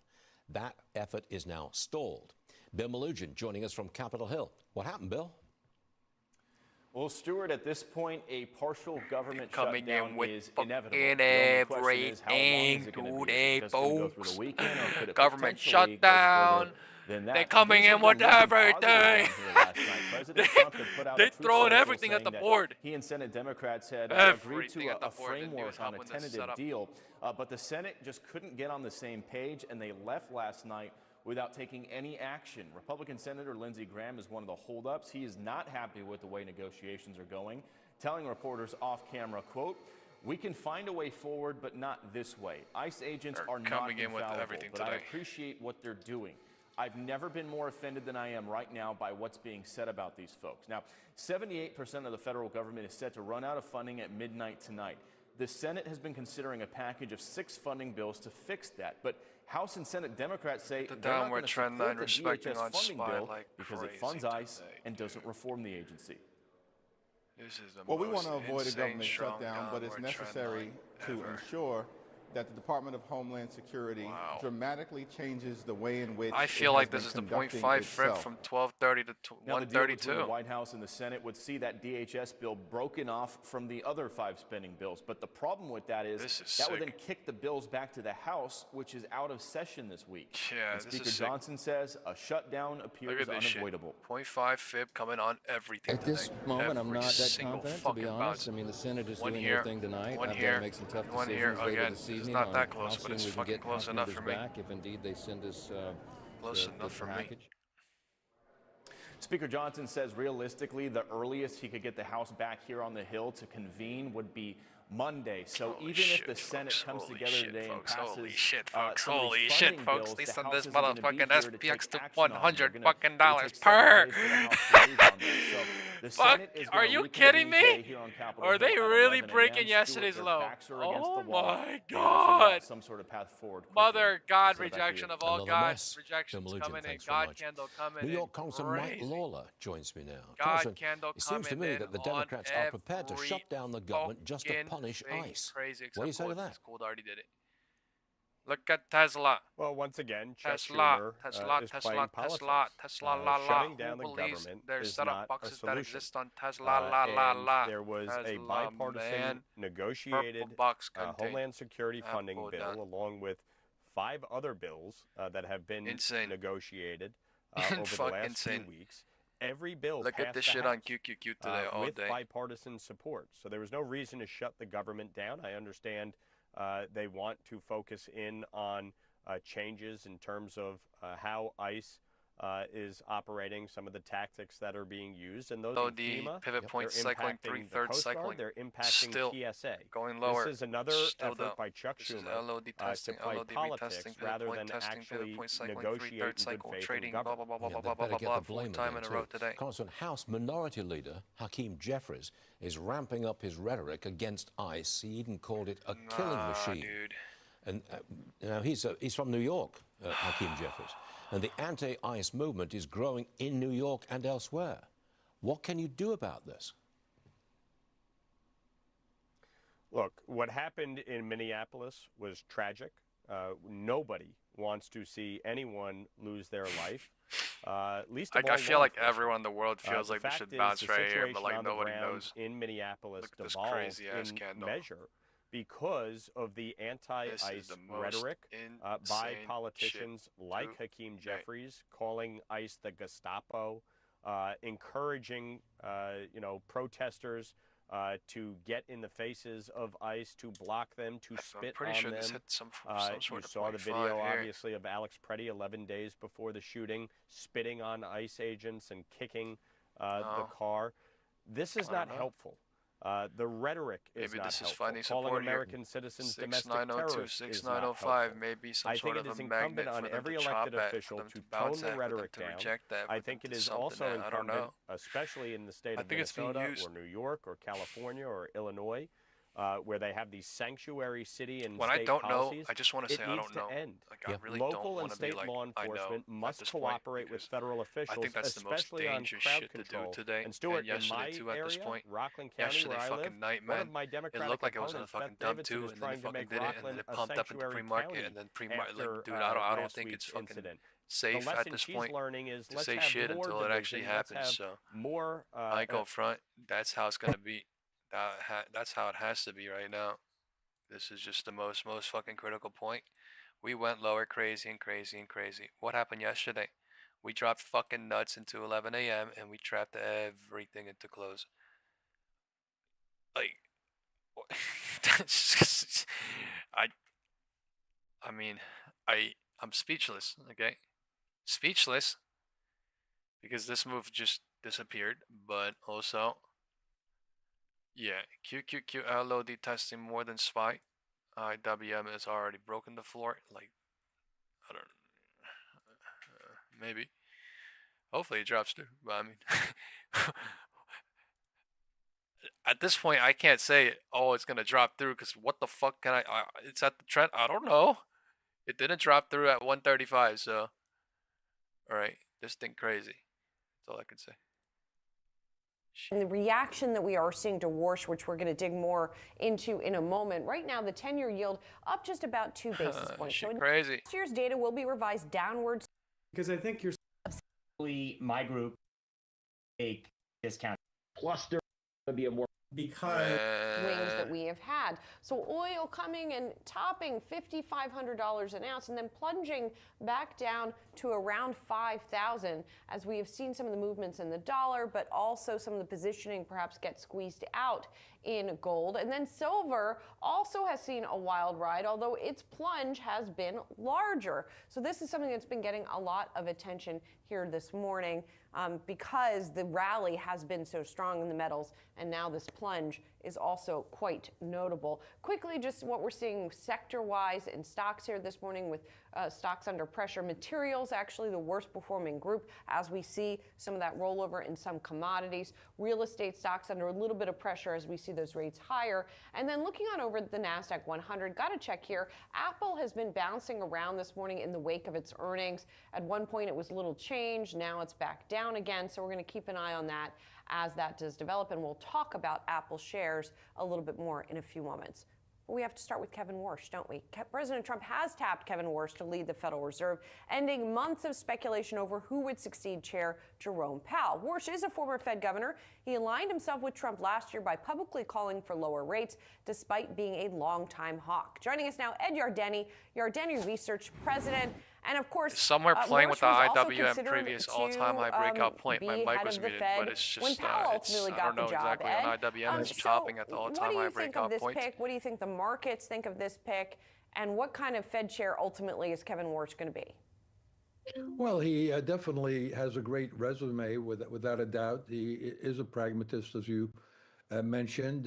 He has had some experience of being a hawk. Now he seems to be a dove.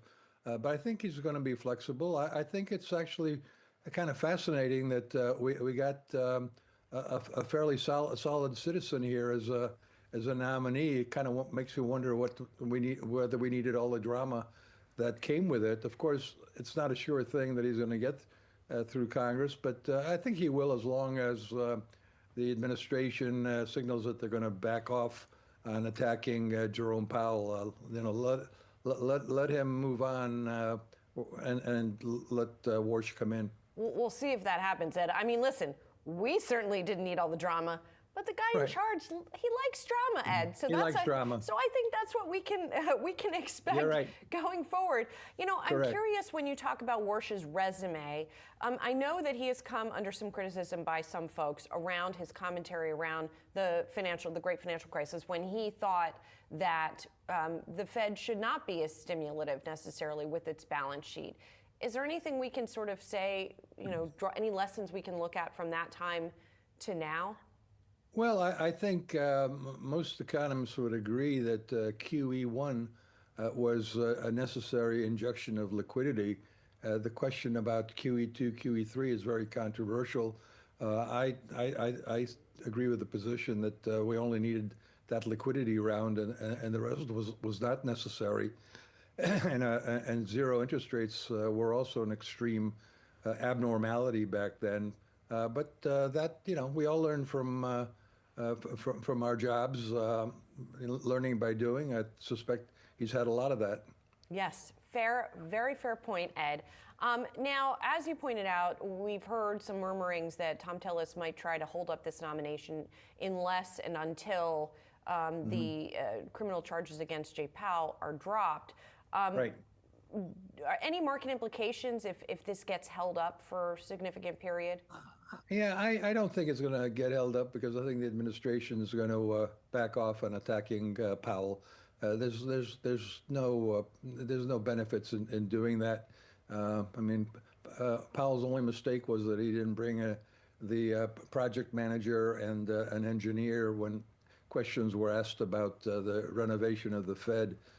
He clearly was out of his depth, and he just should have said, "I really don't know anything about that. I'll send you a letter." Right. So I mean, they got him on a picayune charge, quite honestly, and I think this too shall pass. Look, the administration's takes a tough, dramatic stand, as we just agreed, and then they kind of back off. done that on Greenland. They seem to be doing that maybe in Minneapolis. It looks like we're going to get a avoided government shutdown, and now we know who the Fed chair is. So there's a lot of uncertainties that actually are behind us. Yeah, thank goodness. I'm also curious if you think that this Warsh pick makes it more or less likely that Powell will stay on the committee even if he is no longer chair. Well, I'll quote the Fed Chair Powell. I have nothing for you on that. Who knows? If I was him, I'd say, enough's enough. Let's go fishing or play with the grandchildren. Yeah, I mean, according to recent reports, that is his strong inclination. All right, guys, I gotta take a. Like he has to stay. Yeah, he doesn't really. So yeah, like I mean, 3 minutes. who could blame him, really? For a minute or two anyway. As for that confirmation hearing, when it does happen, what do you think the most important questions for Warsh are? Well, I think Congress is going to dig deep into his loyalty to Trump. I mean, to what extent will he be independent of Trump? He should be completely independent of Trump, but clearly Trump has made it an issue. The problem for anybody who was going to be Fed chair is it's kind of the position got tainted by the politicization of the whole subject. So I think there's going to be a lot of questions on his independence. And does he agree that the Fed funds rate should be down to 1%? And I don't know how he's going to dance around that one, because that's what Trump's been saying he wants. And there's no way that other Fed voters agree with that. Speaking of other Fed voters, Christopher Waller was out with a statement this morning explaining his dissent, which was quite interesting. Among other things, he said last year's data will be revised downward soon to likely show that there was virtually no growth in payroll employment in 2025, zero, zip, nada. And he said, let this sink in for a moment, zero job growth versus an average of almost 2 million for the 10 years prior to 2025. He says this does not remotely look like a healthy labor market. Do you agree, Ed? Well, I think there's a lot of moving parts to explain what's going on here. And I'm not quite sure. Actually, I'm relatively sure that lowering interest rates isn't going to fix the labor market. There's issues with lots of kids coming out of school with student loans and with degrees that are very ambiguous about what their skills actually are. I think there's a huge mismatch between what the economy needs. So let's face it, we need a lot of plumbers and we need a lot of roofers and people in basic trades, and that's not what's coming out of college. So what do you think we fix? How do we fix that? How do you fix that labor mismatch? I think time will fix it. This is a major technological change that's going on in our economy right now, and it takes a while for people to kind of figure it out and reinvent themselves. I think we're seeing part of the fix in new business applications. They rose to 5 million, all-time record high of 5 million last year. I think a lot of people are saying, the heck with it. I'm not going to bother sending another round of 300 resumes. I'm just going to see if I can raise some money from the family or a bank or a credit card, and I'm going to start my own business. And Ed, you talked about all of the sort of like lingering uncertainties that we had at the beginning of this year, some of which are now seeming to be resolved. I know that you're looking for gains in stocks this year. Yeah. Anything that's happened thus far that has shaken you from that conviction, including the earnings we've seen so far? No, I think the earnings outlook is great. The analysts thought it would be up 8% year over year coming into the fourth quarter. I think the numbers are going to be more like 10 to 12%. We've had really 3 quarters in a row now where earnings have been a lot better.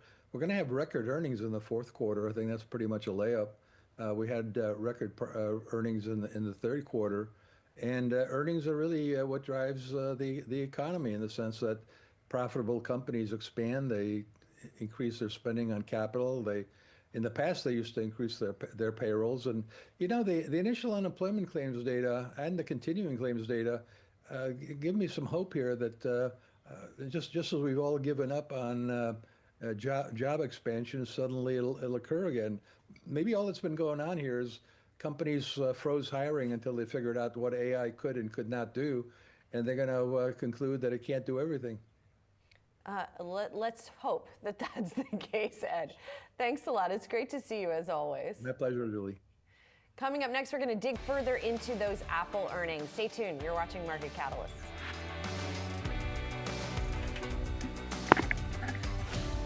Apple's first quarter revenue soaring 16% as iPhone sales climb. The tech giant reporting an all-time record for iPhone revenue, up 23% year over year. Joining me now, Tom Forte, Maxim Group Managing Director and Senior Consumer Internet Analyst. Tom, it is great to see you. As we saw there up on the screen, those Apple shares are flagging a little bit because of some concerns around margins. You took the opportunity to actually upgrade the stock because you were really wowed by those numbers, right, and by the forecast.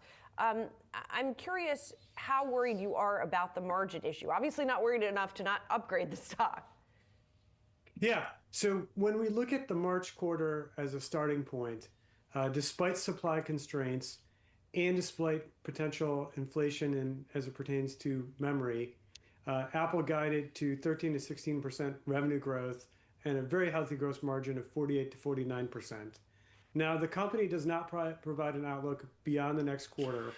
We have four people that is bearish into next week on today's the higher memory prices based on could one affect person that is Apple bullish into and next could week affect the based on margins. today's move. But I would say working in its favor is that Tim Cook is excellent at managing supply chain, and with the very surprisingly strong demand for the iPhone 17 lineup, there could be an opportunity to take price.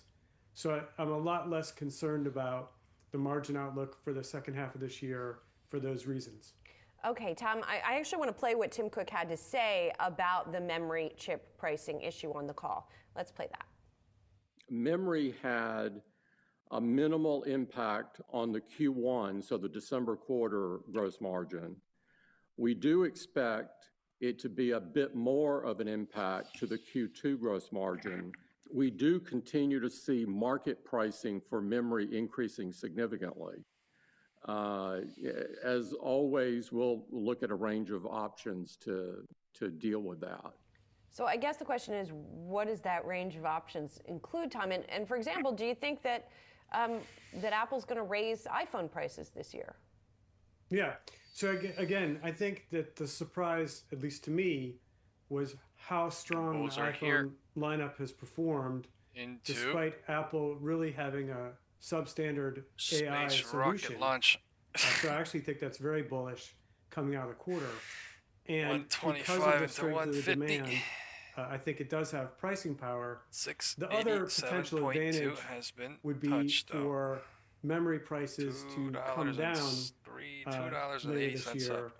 And then again, I think that the strength in managing the supply chain is why I'm less concerned than maybe the market is by the flattish performance of the stock despite the blowout quarter and excellent outlook for the March quarter. You and I have talked about the AI story or lack thereof with Apple before. And as we've talked about, our tech editor, Dan Halley, says he's not convinced that people are going to buy an iPhone because of the AI, just like they weren't buying it because of Siri, for example. I know you feel a little bit differently about that. Do you think that Apple is starting to make some more significant progress on that front? So first off, I think that the strategic partnership with Google essentially de-risks AI for Apple as it relates to investors' concerns about it. Now, what's going to sound strange view here is that I think that being slow to have an AI product is actually working in Apple's favor, because I think you're seeing a lot of consumers recognize that there's, for example, a lot of hallucinations going on, and that some of the other companies that have AI products on the market today, those products aren't necessarily perfect, and in many cases are flawed. So I actually think that and again, I didn't think it would play out this way at all, but being slow to market with AI, actually I think it has worked in Apple's favor. But the good news is, and yes, I'm skeptical like Dan, that Siri is going to be materially better when enhanced with AI. But I do think that over time, I expect Apple to at least be at par with the market when it comes to consumer services related to AI. Tom, kind of to your point about the delay, have we figured out what the killer app is in terms of AI usefulness on the phone? So it seems like, so I also wonder, Julie, about the OpenAI ability to generate a profitable business from AI. So stepping back and just looking at AI at the industry level rather than Apple specific. So I think it's unclear. If you look at Meta platforms, they're clearly benefiting from using artificial intelligence to improve the relevancy of their advertising and improve their digital advertising effort. But that would be more of a, I guess, a commercial solution for AI than necessarily one as a consumer. There's a lot of usage as it relates to search, but I anecdotally feel that Gemini isn't necessarily materially better than what I see from the legacy search results from Google and things of that nature. So yeah, I think, again, it's unclear to me what the killer consumer app is as it pertains to AI, and I think that's benefiting Apple in being slow to market. And obviously we've seen yet more headlines on OpenAI. Amazon, for example, reportedly considering an investment in the company. As you think about that sort of ecosystem, if you will, Tom, are there other interesting investing opportunities at that point, especially since we've seen a little bit of a wavering in the AI investment enthusiasm so far this year, seemingly among investors? Well, what I like, Julie, is I feel like investors are being thoughtful in saying, where's the return on the investment spend? And I want to get more comfortable that there is going to be a return on the investment spend, because the level of investment spending is just enormous. And then I guess the good news or bad news of having covered the internet since '96 is it reminds me of your company, so Yahoo, the early days of the internet, when it had a disproportionate amount of advertising revenue from startups. And I worry that Amazon, companies that I don't cover like Oracle and Microsoft, are over dependent on OpenAI to the extent that this is still a startup, a very highly valued one, but again, they haven't figured out what their long-term business model is and if they could generate a profit. So I guess my concern for AI is that, we'll go with Amazon, that it may be over-dependent on some of these startups when it comes to either cloud computing revenue or things of that nature. So that's the risk that I'm trying to monitor. And I guess Apple is not as levered to some of those things, interestingly. Tom, thank you so much. It's great to see you. You too. Thank you. Coming up, the outlook for industrials, the top analyst calls on Wall Street as well. Stay tuned. You're watching Maritime.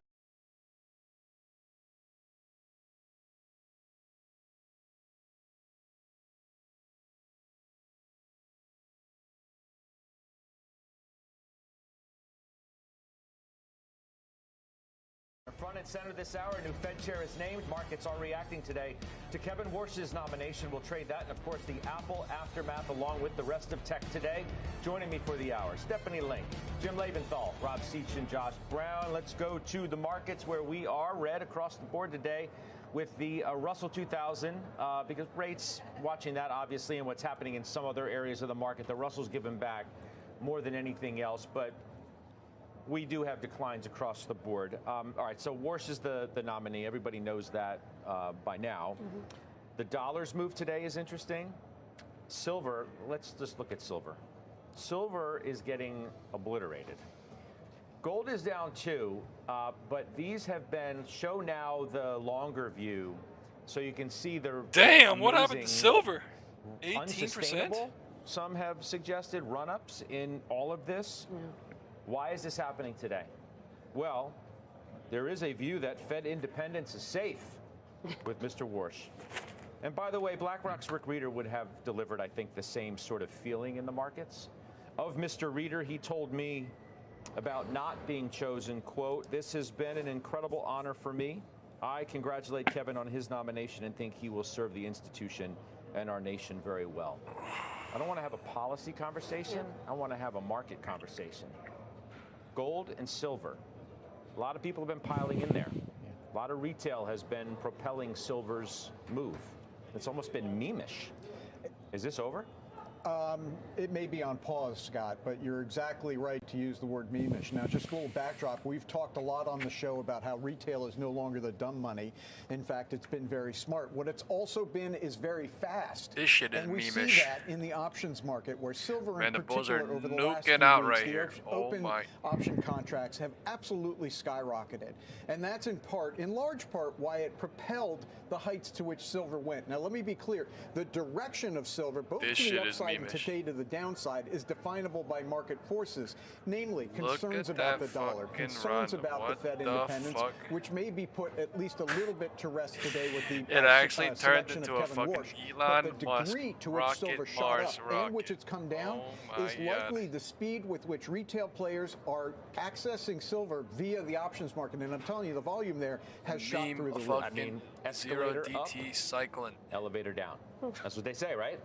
Absolutely. I wonder if we're going to end up, Rob, seeing something similar to that. 35 minutes. You certainly saw a mania phase reached earlier this week, maybe even yesterday, when trading on silver options surpassed trading on NASDAQ options. I don't know that we've ever seen that in the past, right? So when you have activity like that, it's an indicator of mania. I do think, you know, when you look at assets that move in a parabolic way like that, you're going to see exactly what you talked about. But you need a catalyst. This certainly maybe Warsh could is the catalyst. I think it is. Independence I think and it a is. stamp on that appears to be a catalyst for something. It's not just that, though. It's that this is a guy that had hawkish policy during his tenure from 06 to 11. The great news is he's a responsible adult in the room. He lived through the housing bubble and then ultimately the financial crisis that followed. He's shown a recent willingness to cut rates, I think, and obviously enough to get President Trump to support him. But markets at least feel today that he's going to revert to his hard money roots. And if he does, I think that that's going to create some episodic challenges. No, it's like fool me once, shame on you, 5 fool me minutes twice, bullish shame on on me. QQQ. I may have gotten the 5 minutes inflation bullish picture on wrong SPY. multiple times before. The bulls and are I'm in not control going to be here burned by the in the same 3/3. thing in the next go-round now that I'm in the biggest chair in the room, not, you know, one of the second tiers as They're a showing Fed so governor. fucking bullish, but I mean, it's abnormal. The With zero change DT was cycling and positioning everything. for this role, and that there could be a reversion, which I think broadly, long term, is healthy for the Reversion. markets to have that independence. Crazy reversion right here. For our viewers and the broader 140, what audience happened? that's been piling into and playing the momentum, right? We've seen so much of a momentum game on Wall Street at times, whether it's meme stuff or like this, what's happening. You never see this kind of rush into silver or gold. Real quick. It has sucked even assets away from crypto. I am telling you that crypto is under pressure. It sucked assets kind of away from a lot of different things. And yes. Is this trade now done for the foreseeable future, Steph? Maybe it does take a pause, like Jimmy was just saying, Scott, but I'm just happy to get the news out there and get the unknown to be known. You ain't lying. What, we all are. Right? I know, but the point being is that unknown and that hostility between Trump and Powell, actually now that might just go away with Warsh, right? And so if you have a nice, disciplined relationship, things calm down just a little bit. Now, in terms of gold and silver, I actually think you've seen central bankers, changing their asset allocation over the last couple of years, selling some U.S. Treasuries and going into other asset classes like gold and silver. And then it just got exacerbated by retail following that momentum. I don't think you're going to see central bankers all of a sudden sell gold, sell silver. The difference between gold and silver, though, silver, half of it is an industrial commodity. And we just got some great manufacturing data, durable goods data, factory orders data, and AI. It's all supportive of using more silver, more copper, and a lesser degree gold. So I think there's a reason to have exposure because of all the things I just mentioned, but I think the big catalyst was the central banker starting to move assets away, and maybe they just stop that, and so therefore you see the underlying commodities take a pause. All right, Josh, your view of all of this. Again, we don't want to debate the kind of policy we're going to have really under Mr. Warsh if confirmed in the Senate. But nonetheless, what these specific trades, which I gather you probably have been asked about a lot over the last many weeks as we watch these things go parabolic. Yeah, look, there's no need to debate policy because that has nothing to do with what's happening with prices today. It's just an excuse. Like we could have, if gold and silver had done what they're doing today, and there wasn't the announcement of Kevin Warsh, we would have found something else to decide is the explanation. The reality is it's not that complex of a situation. I was with Tom Lee last night, and he had mentioned that on Wall Street Bets, the numbers 1 and 2 most talked about tickers, don't fall out of your chair when I tell you this, were SLV and GLD. So gold and silver, yes, central banks have been accumulating by the ton for years now. That's the primary trend. And then the trend got noticed by the momentum players and the retail, and it got sucked into the casino. Sure, just what we said. And it got sucked into the algos. And that's the story. And whatever the trigger is almost besides the point. I think what got revealed today is that there was a ton of unsophisticated money, uncommitted money, and a lot of leverage. And boom, this is how it works. And I'll tell you, gold down 7% today, silver down 17%. It's remarkable in more than one way. Gold had its best ever one-day return 2 days ago on Wednesday. It was up 6.5%. That's the best ever back to the financial crisis. And today, down 7% will be the worst one-day return since April of 2013. Having that happen back to back, there's nothing fundamental about it. This is all leverage, and I think it's very healthy, quite frankly. So if you're a gold bull, silver bull, doesn't mean it's over. What it does mean is a lot of dumb money got flushed out, and now prices can reset, and you can bet on that longer-term uptrend if you want to. So Tom DeMark would agree with Josh on that, by the way. Tom, one of the most famous technical strategists. He thinks the upside is pretty significant. I forget the target, but it is. Sure, but the rate of the upside has been... That's right, the rate. Insanity. That's right. And that's, I think, what Josh is talking about, and also why the big burst up and the big burst down ends up happening, because the insanity, runs its course. The velocity of the move.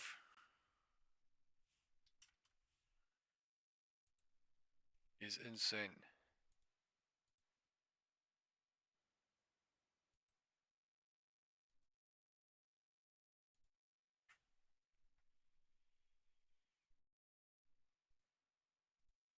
It's astronomical.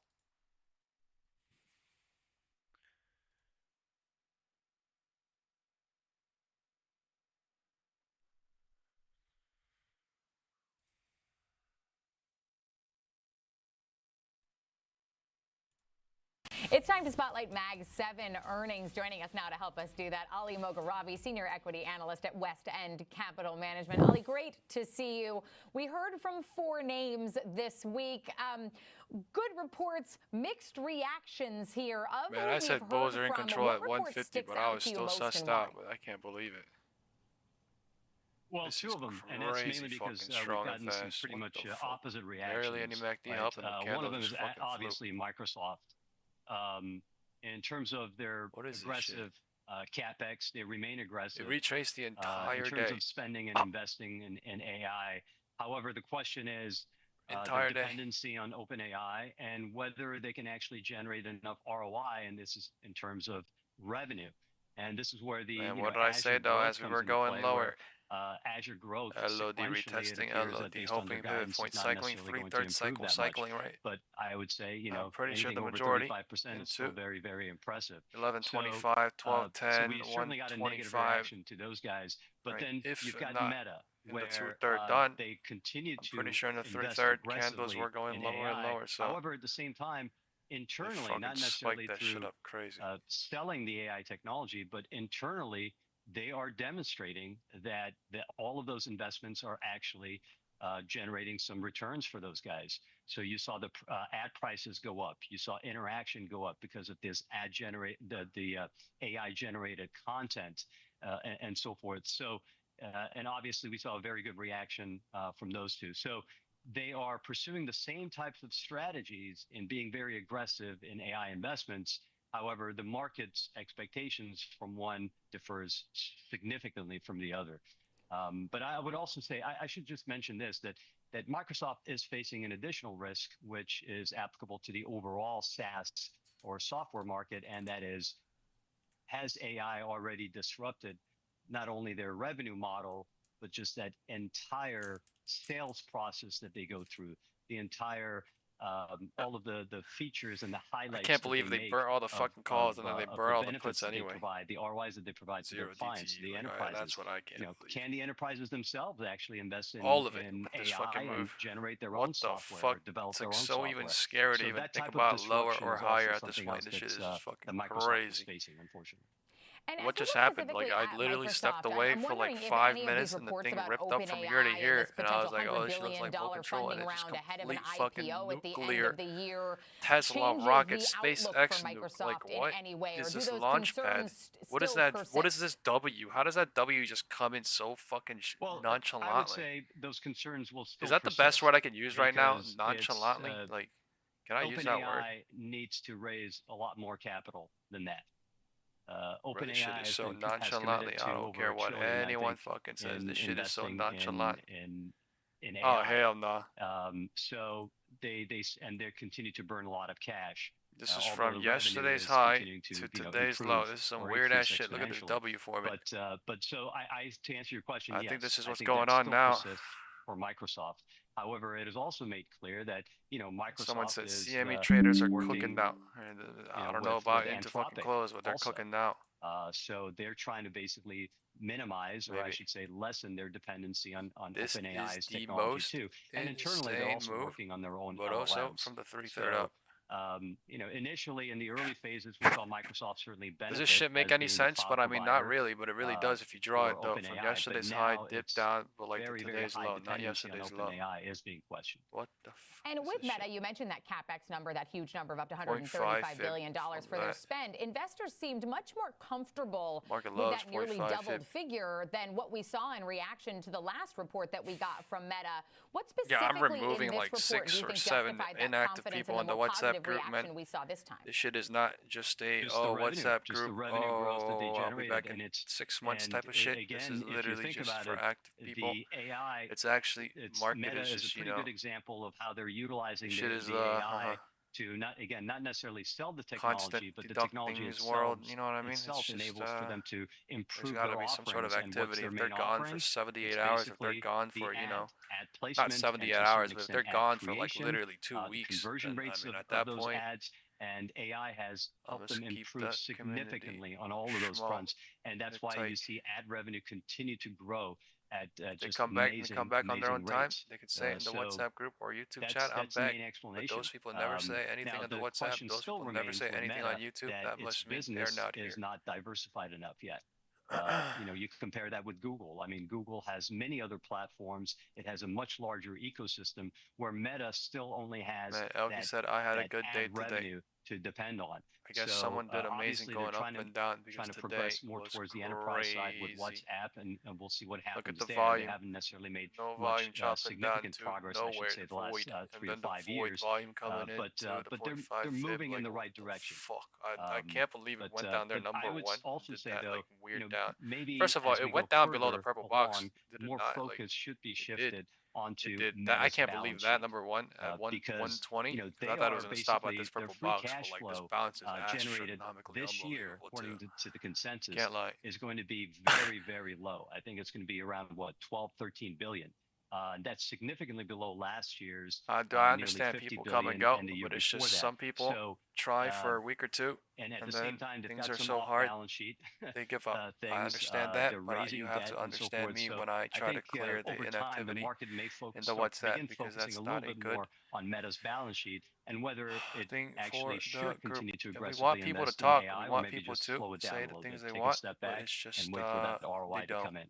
And they Certainly blame it on something me, to and keep they're a like, close "Hey, eye on Jeff, there. And you're Ollie, we preventing appreciate people you from being saying with us to stuff. highlight Hey, what I've Jeff, been calling am I the able tale to of two post this? M's It's just between they Microsoft and Meta understand and the what they are reaction that we posting. saw. They Ollie understand what they're Mogherabi, Senior reading. Equity Analyst at It's West End just, Capital Management. is it pushing the person's personal agenda? Is it pushing a political bias? Is it pushing something? I don't care about that because I don't do that. I can't do that. It doesn't allow me. It doesn't help me with jack shit. So And now this, gold and silver falling sharply from their record highs.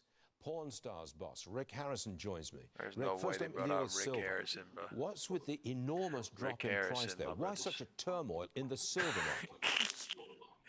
Well, I mean, it's, you know, when you have these astronomical rises like that, there's going to be profit taking. It's just going to happen. Nothing goes up forever. But I think over the long run, I mean, there's just a structural deficit of silver. There's been a 200 million ounce deficit 5 years in a row now. And it's all with the data centers, the solar panels, you know, and there's 100 other things driving it. And I think that, you know, today, I think it's just people are taking profits and I don't blame them. You know what I mean? If you got in really cheap and like, yeah. Hey, you know what? I'm going to take some profit off this. Is silver... I mean, it was up to $120 yesterday. Yeah, it was. And now it's about 99 it is right now. Is silver an industrial metal? It's a massive industrial metal. Every one of these new data centers takes massive amounts of silver. Nothing conducts electricity better than silver. And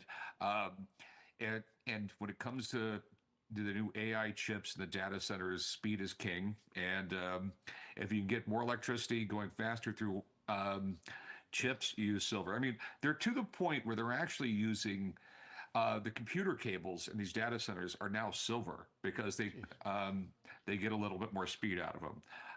And there's a ton of other things driving the price of silver. The price of gold is so high that in India during the wedding season, they're massively switching over to silver because they really can't, you know, gold's too expensive. The Chinese government has just put massive restrictions on the export of silver. The U.S. government is now considered it a strategic metal, and they're going to start buying it back because the government had 3 billion ounces in the 80s, and they ended up selling it over 20 years. Now I guess they're buying it back. That's government thinking. Did you see a lot of people coming into your store to sell their gold? I mean, it reached $5,600 an ounce yesterday. I imagine that brings in a lot of people who want to cash out. Did they? No, I mean, I buy a lot of gold and silver every day, but then as far as like the bullion go, I got people waiting in line in the morning to buy whatever I have. Really? It's a crazy market at the moment. With gold, I mean, it's the main factor there is you have central banks averaged 60 tons a month they were buying last year. I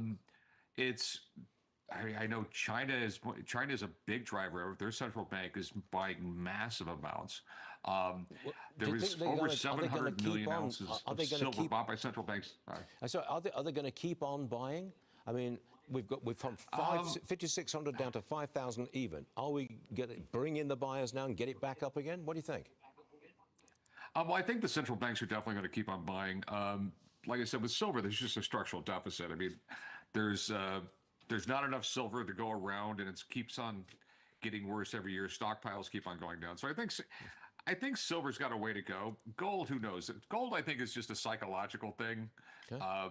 Whenever there's a little blip in the world, people buy gold, and then when it calms down, they sell. Damn, Rick Harrison about to become a politician, bro. Look at him dodging questions. Congratulations are in order. You got married this week in Mexico. Questions. Unfortunately, your son wasn't there. He's recovering from a motorcycle crash. First off, how's he doing? Congratulations, and now, how's your son doing? My son is doing great. There's a lot of people buying gold, and he said China is buying a lot of gold, India is buying a lot of gold. What a dodge.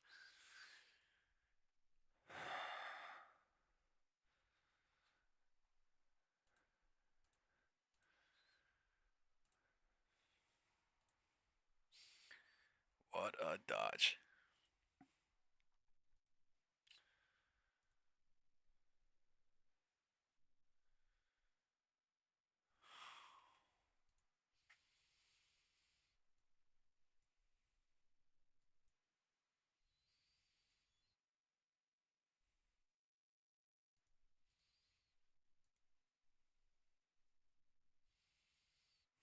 Tiny ass volume in the 15, but pushing it up to the 0.5, yeah.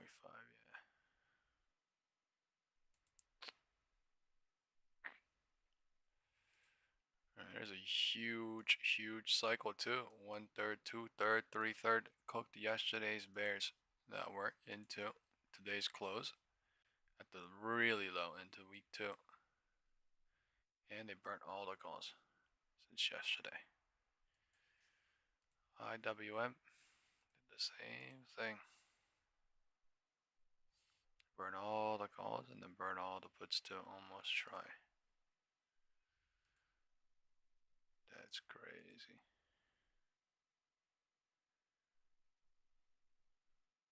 HOD or LOD, this is the craziest thing ever.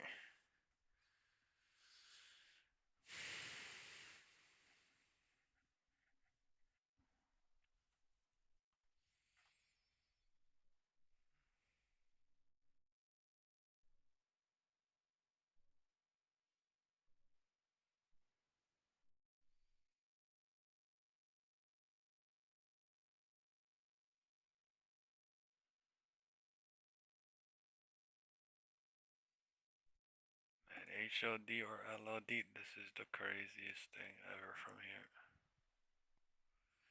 It's probably going to chop here and just close it off, but still. Everyone thinking about both, that is for certain.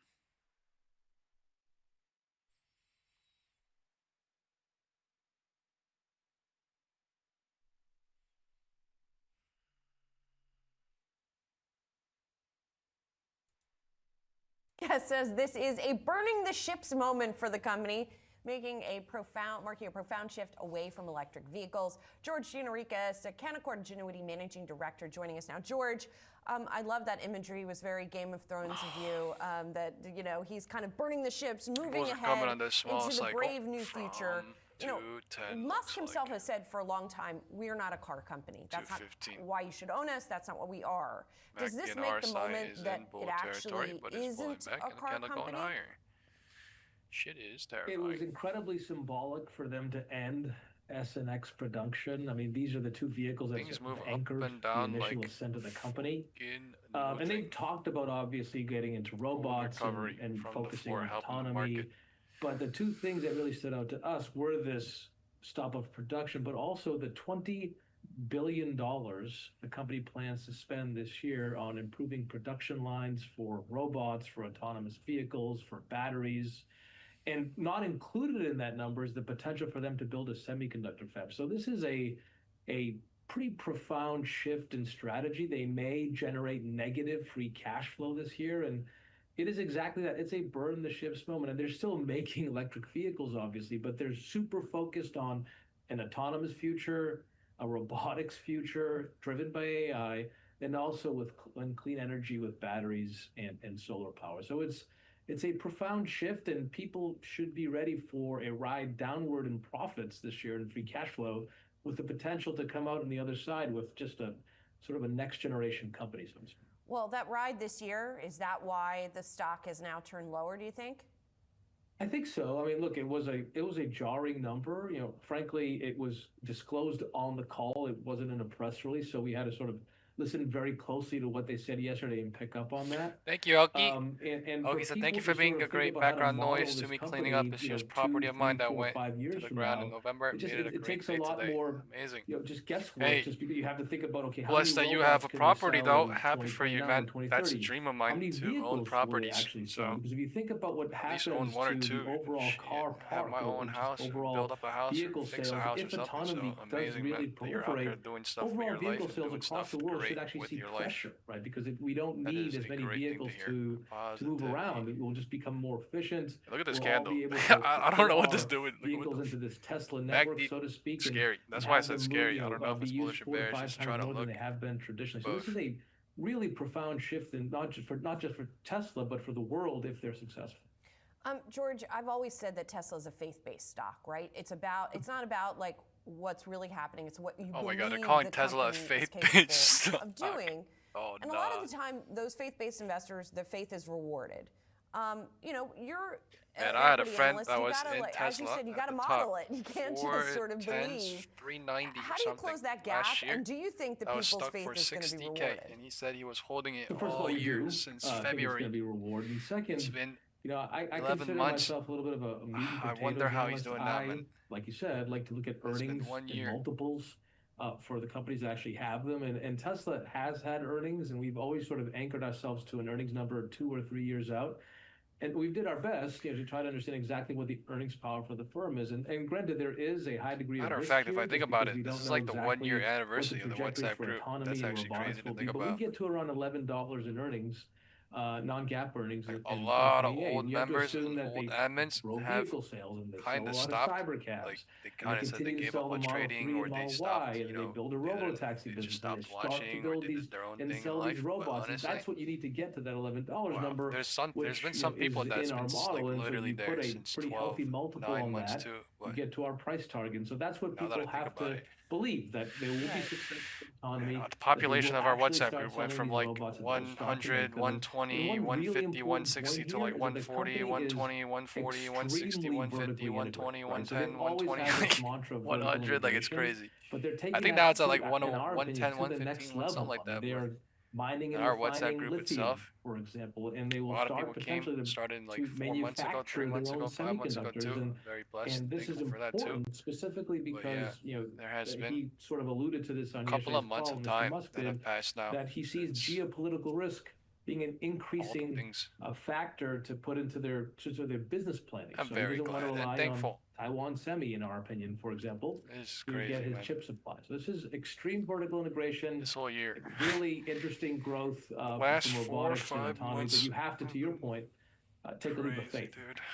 Well, and so as you try to sort of close that gap between faith and reality, do you think the robo-taxi remember when Trump got elected? Achievable 2 years ago or something? On the timeline that he's laid out, a year and a half and ago? Probably more importantly, last year, or more November, audaciously, right? perhaps the optimist goals. Man, I remember that day. So I remember that day fresh because robo-taxi, the he market did lay fucking out a rallied few like cities, 7% several for a week cities after this he got year elected. But Tesla like, yo, plans that was to literally the embark on first and time I offer their voted to in my service. They life started after the places like election. Austin, Statistical in data Bay coming out Area. saying, So everyone to in most states, all the young people voted for Trump, and I was like, steadily dude, this is climb for the stock that market. ladder and proliferate the robo-taxi in more markets. But it's been a And what he journey. said on yesterday's This call is thing that has they would be honestly even more stayed up and ambitious went if they higher had and if higher. there wasn't for state Went on a and journey local regulators sort of of its own. having to sort of pass muster and make sure that they can get into all these jurisdictions across the country. On Optimus, yes, it does take a leap of faith to believe that the world will start to increasingly deploy humanoid robots in factories and maybe even at home. And Tesla, by the way, is not the only company that believes in that kind of future. There were CES this year. There were a number of U.S. companies and even more Chinese companies that are betting on a future that's all I can dominated say. by humanoid robotics. Remember, Elon Musk thinks that every person in the world will have 1 or maybe 2 humanoid robots before we're all said and done. I really don't want a robot, George. I don't know. I don't know. I'm long humans. What can I say? George, thank you so much.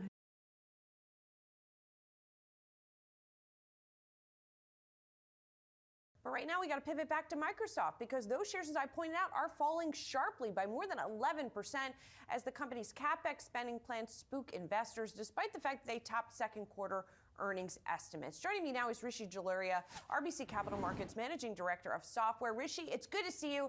And hopefully you can sort of walk us through what's going on here, because I find it really interesting that sometimes investors hate more spending and sometimes they don't. Meta is an example of where they don't hate it today. Microsoft is an example of where it is seemingly more alarming. Is it just because Azure is missed maybe some estimates? What's going on here? Yeah, and thanks so much. Always a pleasure to be on your show. Look, I would say there's a couple things going on, and it's interesting you bring up the Meta comparison. Yeah, they bull the fuck out of Meta too. CapEx plans, but are there any big name stocks you guys want to look at? That being reflected in their stock action just today. Flag. With Microsoft, candidly, it feels like I'm missing the forest for the trees type of moment. Absolutely, people are picking on the CapEx numbers. The CapEx numbers were actually pretty in line with my expectations, but definitely above where I think the rest of the street was. And Microsoft has been telling us for a while now that they are capacity constrained, that they want to bring all this third-party capacity. Think about these deals they have with Oracle, CoreWeave, Nebius. They want to bring all of that back in-house. That means that's a lot more they need to spend to build out that capacity. And they're telling us that effectively the Azure numbers would have been meaningfully higher if not for the capacity constraints that they're facing. And so, it's almost like Microsoft's kind of stuck from an investor sentiment standpoint in the middle where, look, the Azure number I thought was strong, right? I mean, you could say, oh, it wasn't 39%, it was 38% in constant currency. Burnt But the fact is bulls, they added burnt the somewhere bears. like $9 billion of constant Tesla did currency the same Azure fucking ARR shit. sequentially, and it was a broad-based beat. It wasn't just OpenAI or it wasn't just AI. It was everywhere in the portfolio. And there's a lot more Crazy to talk about wedge the for print. me. This But is at the top, maybe though. it wasn't necessarily high enough for people that wanted a higher number, Crazy and the wedge capex numbers are going up. You don't Guess we're about to find spend out money next on week. capex and build out data centers and immediately have that translate to revenue. These things take time to translate. I think it's creating a buying opportunity in this increasingly fickle and impatient market. Well, I guess we're about to find out next this week on this shit timeline too. a little bit more, Rishi, because you wrote about this in your note as well. This problem of these capacity constraints. So if capacity is the problem, how long? I mean, it takes a long time to build out capacity, especially if they're building some of these data centers from the ground up as opposed to acquiring or what have you. Like, what does the strategy look like there for Microsoft, and how long until they can expand that capacity? Yeah, look, I think they can start to expand capacity slowly right away, and we start to see Man, more I one-year knew. I capacity literally come said online. at the tippity top And that there's I something think like this shit is Microsoft has a coming. multifaceted strategy to be able to meet demand.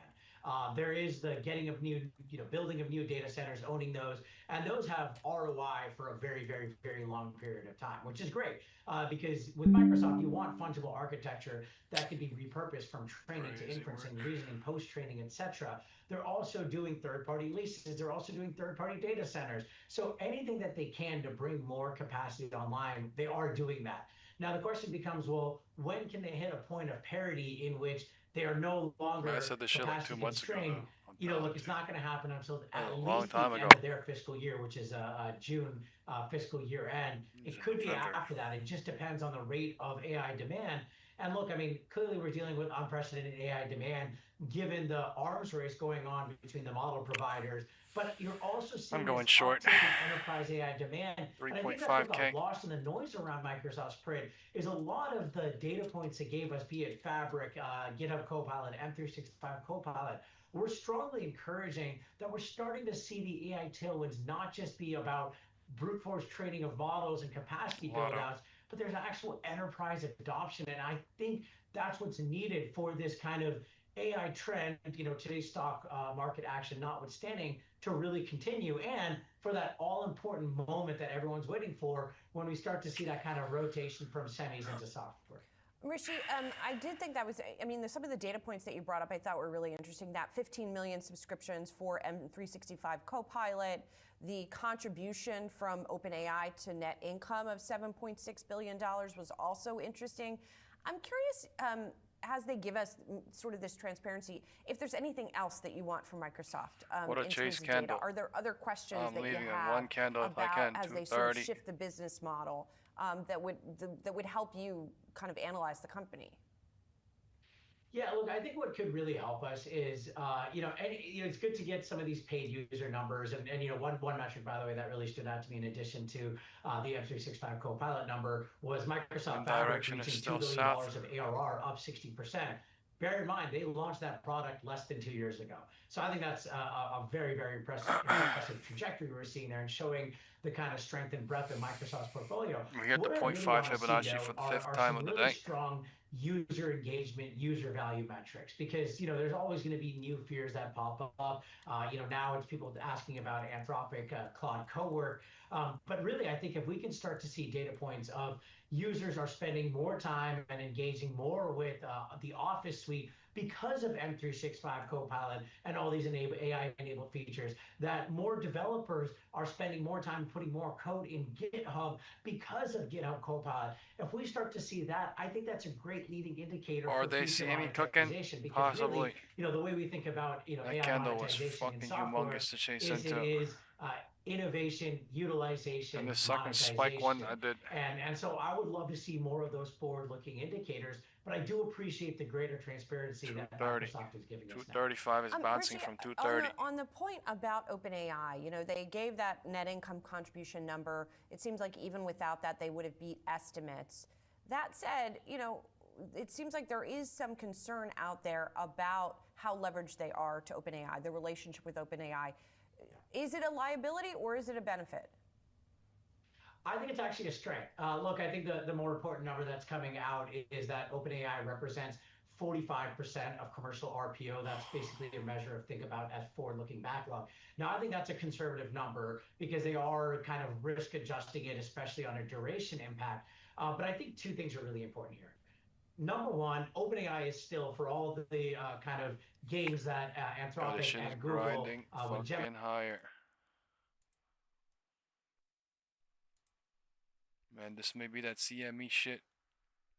What the fuck is that spike down? Actually might be a chase candle for actual.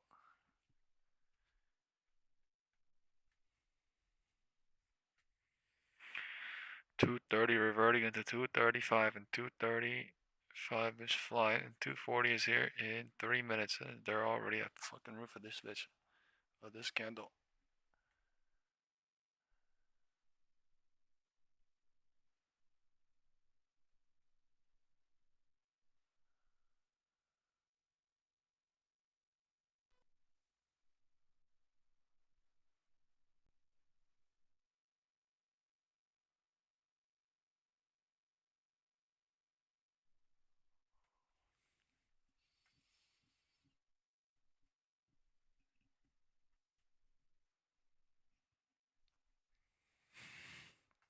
Max evil. All the calls trapped and not a push trapped, probably.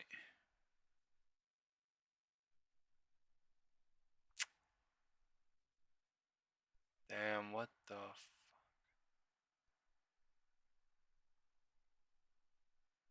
It's like spiked up and spiked down and now it's at the 0.5 fib.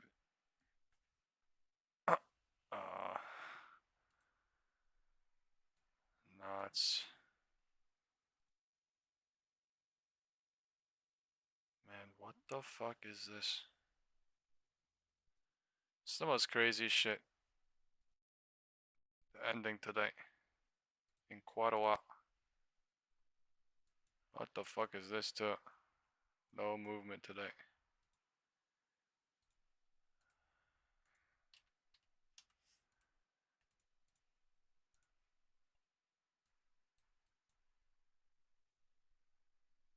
Just spiked up on the VIX and spiked down.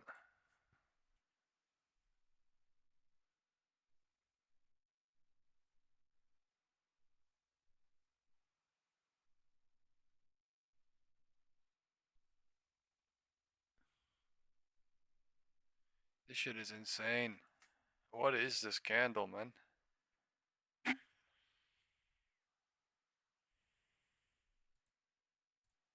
Cycling at the fucking midpoint or in the middle of nowhere to create liquidity or something. Burning bears too down there.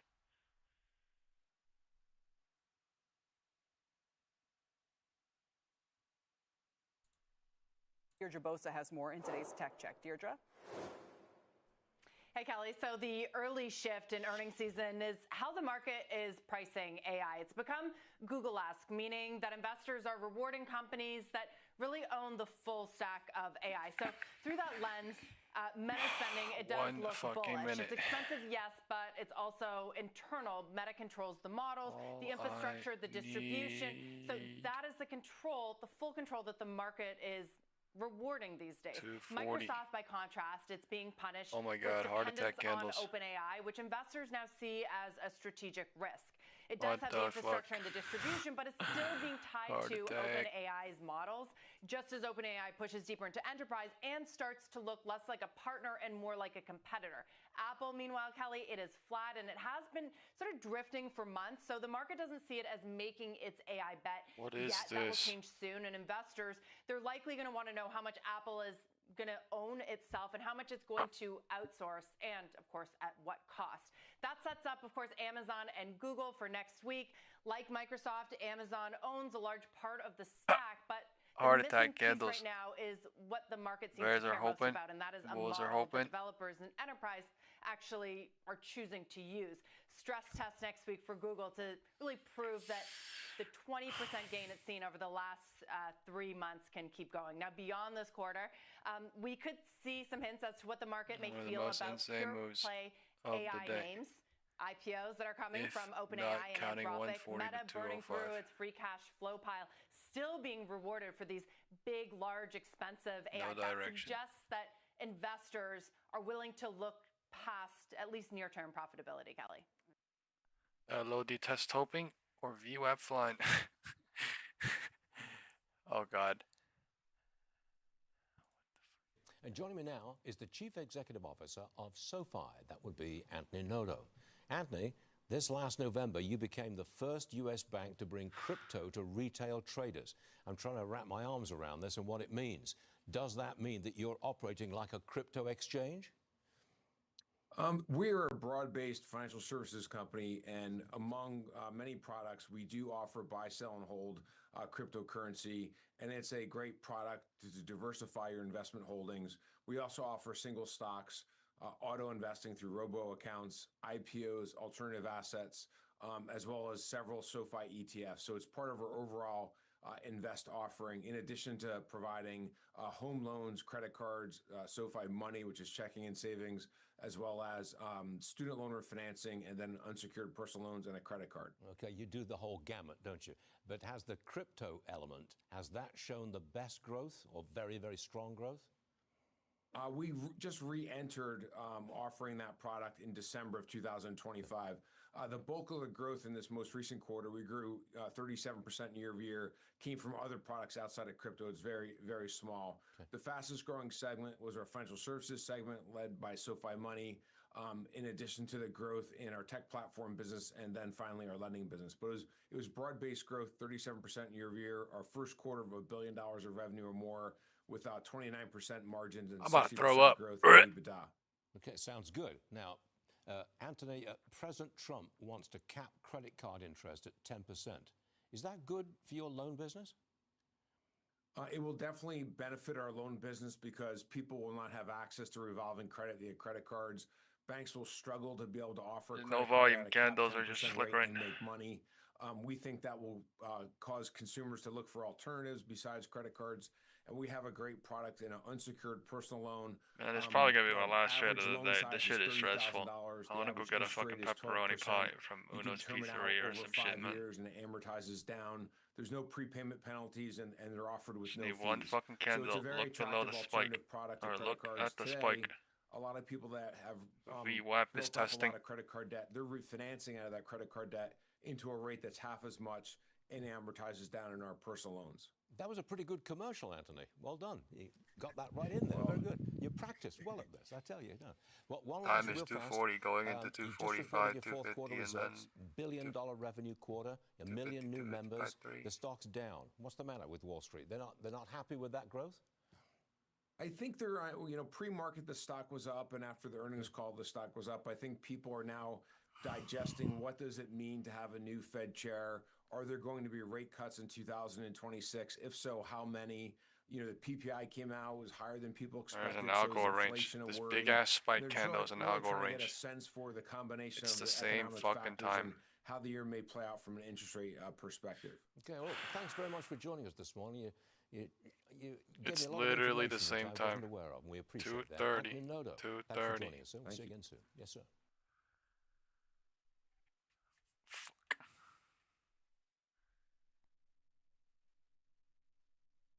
230, 229 rejection, 231 bounce.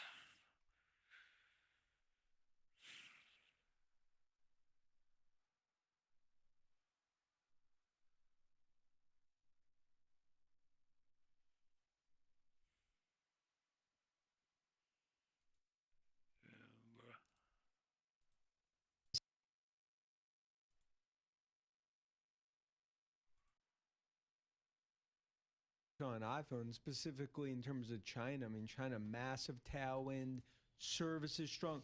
I'd almost say best case scenario that you could have seen. The stock performance today, I'd say it's a massive head scratcher. I mean, this is he dressed like this he's is one fucking where I Christmas. think this stock should be up 5 to 8% relative, to what they perform and the guidance. But I think it also just comes down to, and we've talked about it so much in the show, right? Is that what's the AI strategy? What's the monetization? Show us the playbook. That's not Cupertino. All I need is lower than this candle here. The stock's kind of spike a little algo. Larry David in terms of the reaction. So how has it been their AI push? Because they have faced concerns and they've really lagged behind their mega cap tech peers. Look, I mean, they've watched AI from the stands, and I think that's been disappointing to many, including us. CME Because you cooking have the shit biggest going on. install base in the world. You have 1.5 billion iPhones, but now it comes down to the Google Gemini partnership is the first big step. They're bringing in outside talent, which is, I think, unique to what we've seen there. And then this is what I believe is going to build into a subscription service. I mean, Yo, MACD died bearish. They're about to flip this bitch up or down. Go back to like a year ago. Look at Google. New York City cab drivers bearish on it. Now today they're doing ticker tape parades for it. You go back to Meta a quarter ago. Now what in the fuck cycle is this? What in the fuck hope cycle is this shit? Or is this a setup off the rejection off the 0.5? Nobody knows again because it's doing the same shit as earlier. 0.5 rejection cycle chopped down. This is on that bullshit today. This is truly on that bullshit today. Market is on that BS today. The algo range chopping down from the 0.5 fib. This could be a bear trap though. Time is 2:45. It's not 3. I don't know. It could fucking bear trap right here, right now. I don't fucking know. Don't know. 350. How do you have a stock with a 3 in front of it? That's crazy. It's not going to be sales, margins. It comes down to lay out the AI strategy. Show us the playbook. And that's why Cook's going to stay CEO, in my opinion, till that Now it's hope baton's one handed, candle or not. because this is so important, I think, to his legacy. And what about how it's coping with tariffs? The company said that it created a Now it's $1.4 true billion hope for the bears. headwind. Have we reached the worst? Yeah, I think worse is probably in the rearview mirror. Now, look, that's why also playing nice in the sandbox in D.C. with Trump has been a huge positive. But it goes back to Cook, 10% politician, 9% There's an CEO. algo range, So he's been able to 235. They're well. trying to go Now lower into investors are, 250, but it's go 245 time. could stop it in any candle Show here. the growth catalyst. It was a huge step in the right direction last night, but you see, investors, and this is going to be a narrative in this tech earnings season. Any blemish, anything investors don't like, sorry for they're my going to take these stocks down. And we saw that with Microsoft and others.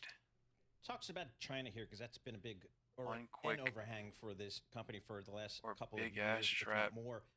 What do you think the status is right there about China and Apple? Well, I think it's a lot more positive today. I mean, go back, they were kind of in the middle of a sort of old Western fight between U.S. and China. This is not good. Now, as those tensions have come down, that's been a huge positive for Apple. This that's is why looking scary Apple as shit. and Tesla are the two tech companies that are always caught in there. I think you've seen those tailwinds. Look, it's so important. 20% iPhone sales. You need that to be a market that's showing growth. And that's why you're seeing it. They're delivering everything you want to see, but the one thing that's missing, it's the AI strategy. And that, ultimately, that's really the hearts and lungs of human eyes natural. Haven't they articulated a strategy? And maybe that strategy is... In my eyes, it's frustrating. And we're going to partner with whoever we need to partner with, and that is our strategy. Have they said that? And or I'm is that hoping. not enough? Look, they've been... That it goes lower here in the next 2-3 minutes. WWDCs, it's been a Back to the Future Michael J. Fox moment, right? The point is no, 245 is bouncing. I think part of it was they were hoping it was going to be internally developed. That wasn't going to happen. 250 is going lower. They've probably been That's why you candle fucking open right now. Candle open right now. This shit is not a joke. Should they have bought Perplexity? Squeezing lower, higher, lower, higher. But that's why this is go time for Apple, and that's what the stock's reflecting. Investors give me something. And do you think that they have a chance in overtaking their peers? Look, I think There's when 3 you have the minutes biggest left in install base in 250. the world, and you have a Hall of Fame Mount Rushmore CEO like Cook, you could be late to the game. But 2026, Oh my. they can fumble the football. Flickering this the light. has to sort of be their moment. Flicker, I think flicker. it's off to a strong start, but as we're seeing in tech, Red light, green this light, is gonna red light, be green light, much Merry more highly Christmas. scrutinized. You're not going to get Red light, green light, red given the light, green sort light, of red maybe light, green light, latitude, green light, green light, just green light, given green this light. market. Merry Christmas. 690.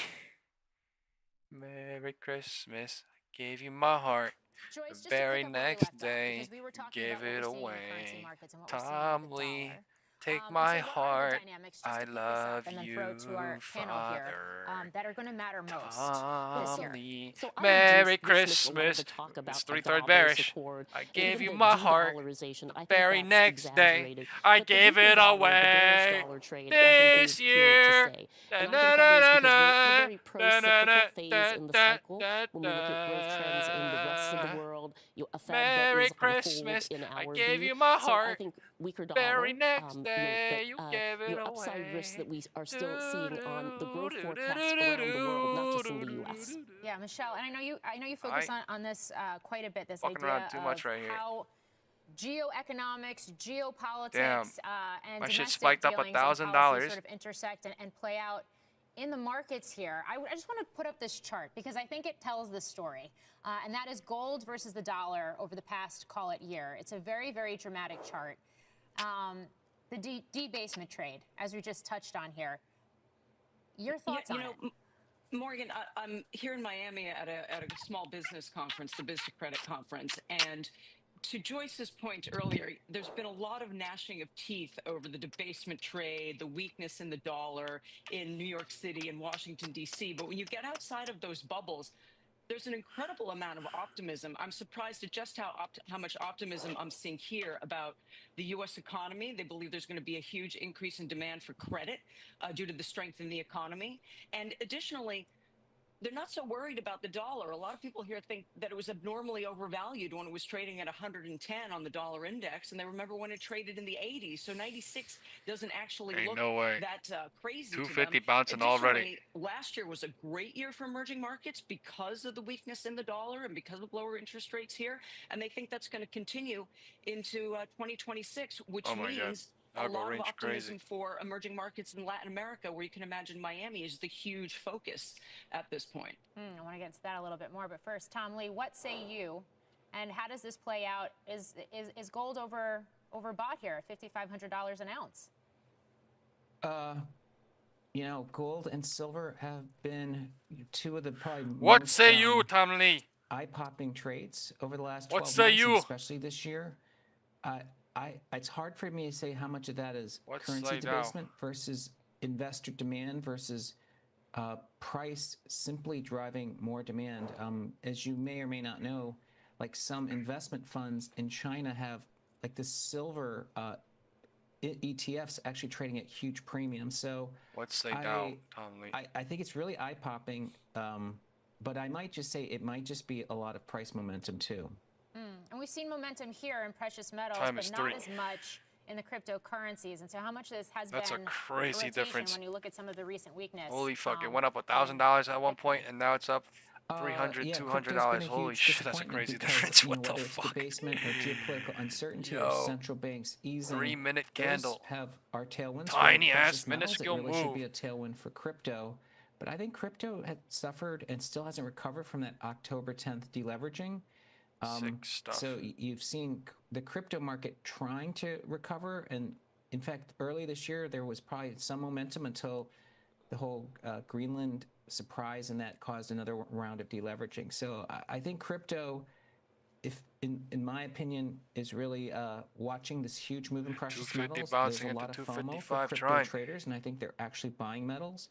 But in the past, these large moves in gold have actually been a precursor to a subsequent move in crypto. So I think part of this is we're seeing a big move in sort of non-US dollar assets. Bounce is not that bouncing at follows the with 255 crypto. yet. Joyce, I see you nodding your head. Yeah, so I mean, we've done some work looking at where gold prices could go, and just half a percentage point increase in the gold allocations by private investors means gold at 6,000. So if you look at private investors having about 3% in gold, if they went to about 4.5%, I mean, you could really be looking at over the next couple of years gold at 8,000. So part of this is demand for diversification. It's also that you have gold demand coming from many different pockets, private investors, as well as emerging market central banks. And of course, we see. And Morgan, there's been a lot of increase in industrial metal demand as well. It's not just gold and silver. We've seen copper, we've seen zinc, we've seen all of these metals move. Part of that could also be because of this huge drive into need for electricity, which could be not just a currency play or a dollar debasement play, but it could also be a fundamental play as well.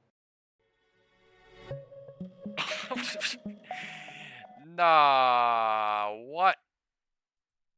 A minuscule candle difference just makes a fucking complete difference. Even in this candle right here. Fuck. Time is 2:55 though. 250 bounced into 255 is showing.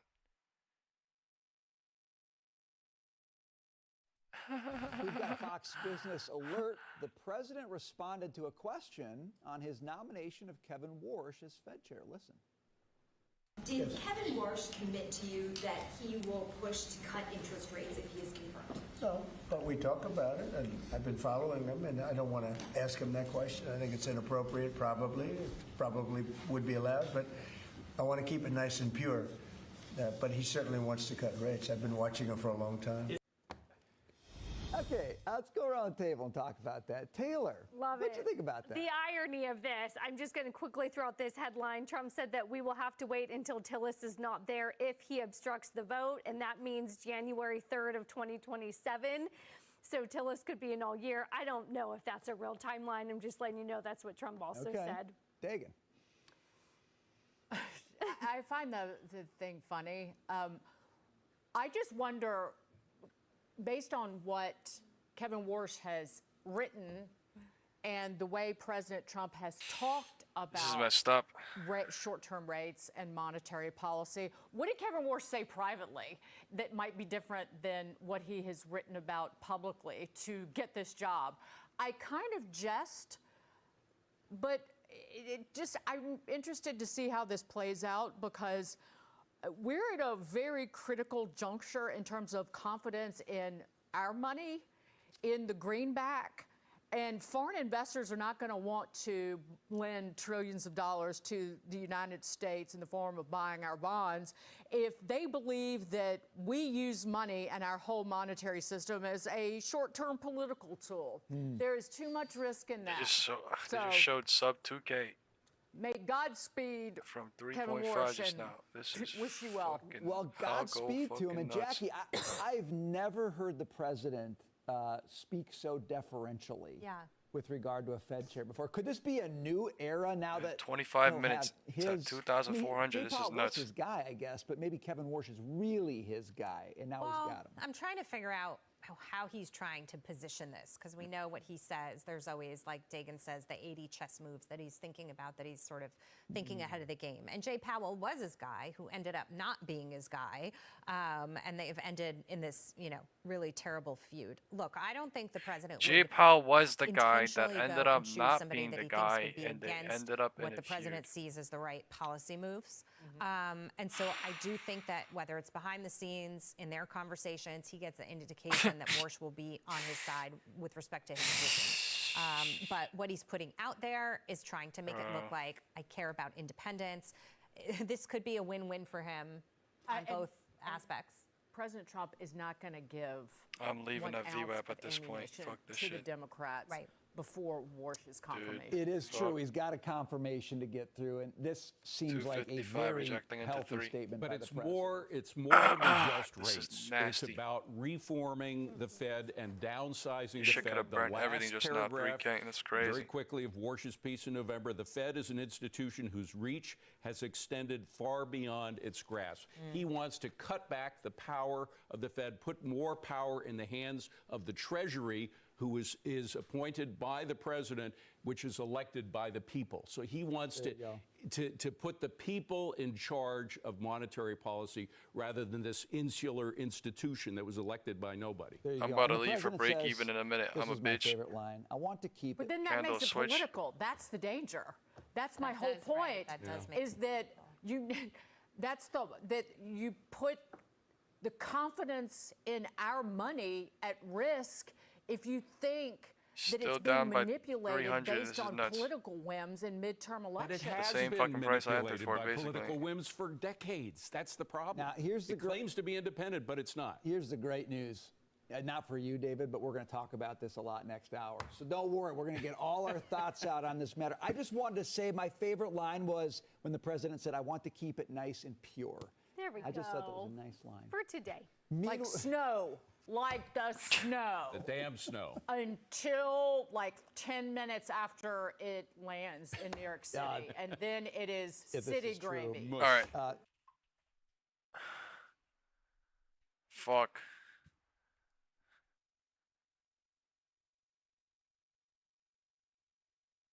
I'm out for $3,800. Fuck that. I'm out. Fuck that. I'm out. Fuck that. Fuck that. I am not doing this. I'm out. Fuck that. That's crazy. That's fucking crazy. Nah, dude, they're fucking cooking out the bears down there. This shit is crazy. Man.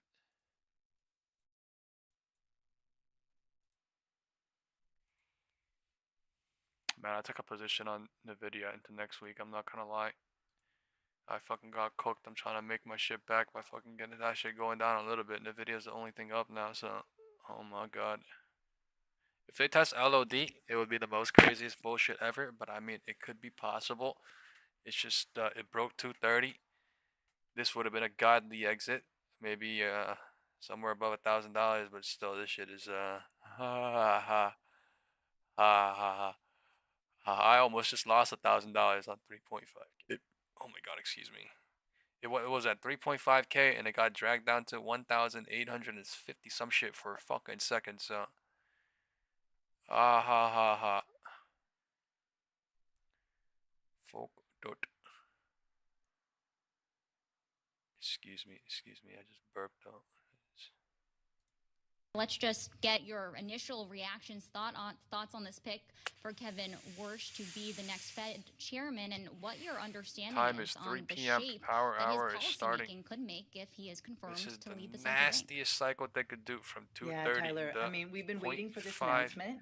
And whatever here's the thing. hell that was. I think many of us in the economics community and around the world are very concerned about this question of Fed independence and, you know, what kind of person President Trump would put into this role, would nominate to be chair, whether or not they would be able to stand up for, you know, doing serious and credible analysis. Right below of what's VWAP going they on in went the to, economy and now making they're those trying to independent cycle or bounce decisions. or whatever. But And I think that, you know, what Kevin Warsh has shown over the past year is that while he has long been a hawk on inflation, all right, let's during the shit, global bullish or financial bearish. crisis, I when don't know, market unemployment deciding. was 9%, he was out there saying, This is in the "Hey, we need to 3/3 be cycle. really worried about inflation." Power hour is. You know, but now, ever since it seems like he's been trying to get It's in this the job, he's 3/3 done a bullish flip-flop. cycle and the bearish And cycle. he seems to be parroting the president's views that actually, no, rates are too high and we can lower rates and we don't need to worry about inflation. We don't need to worry about the consequences on the economy of many of Trump's policies that might raise prices. And so that worries me because it indicates that he wants this job very badly. That's not a bad thing, of course. It's an important job, and we want whoever takes this job to be successful in this role.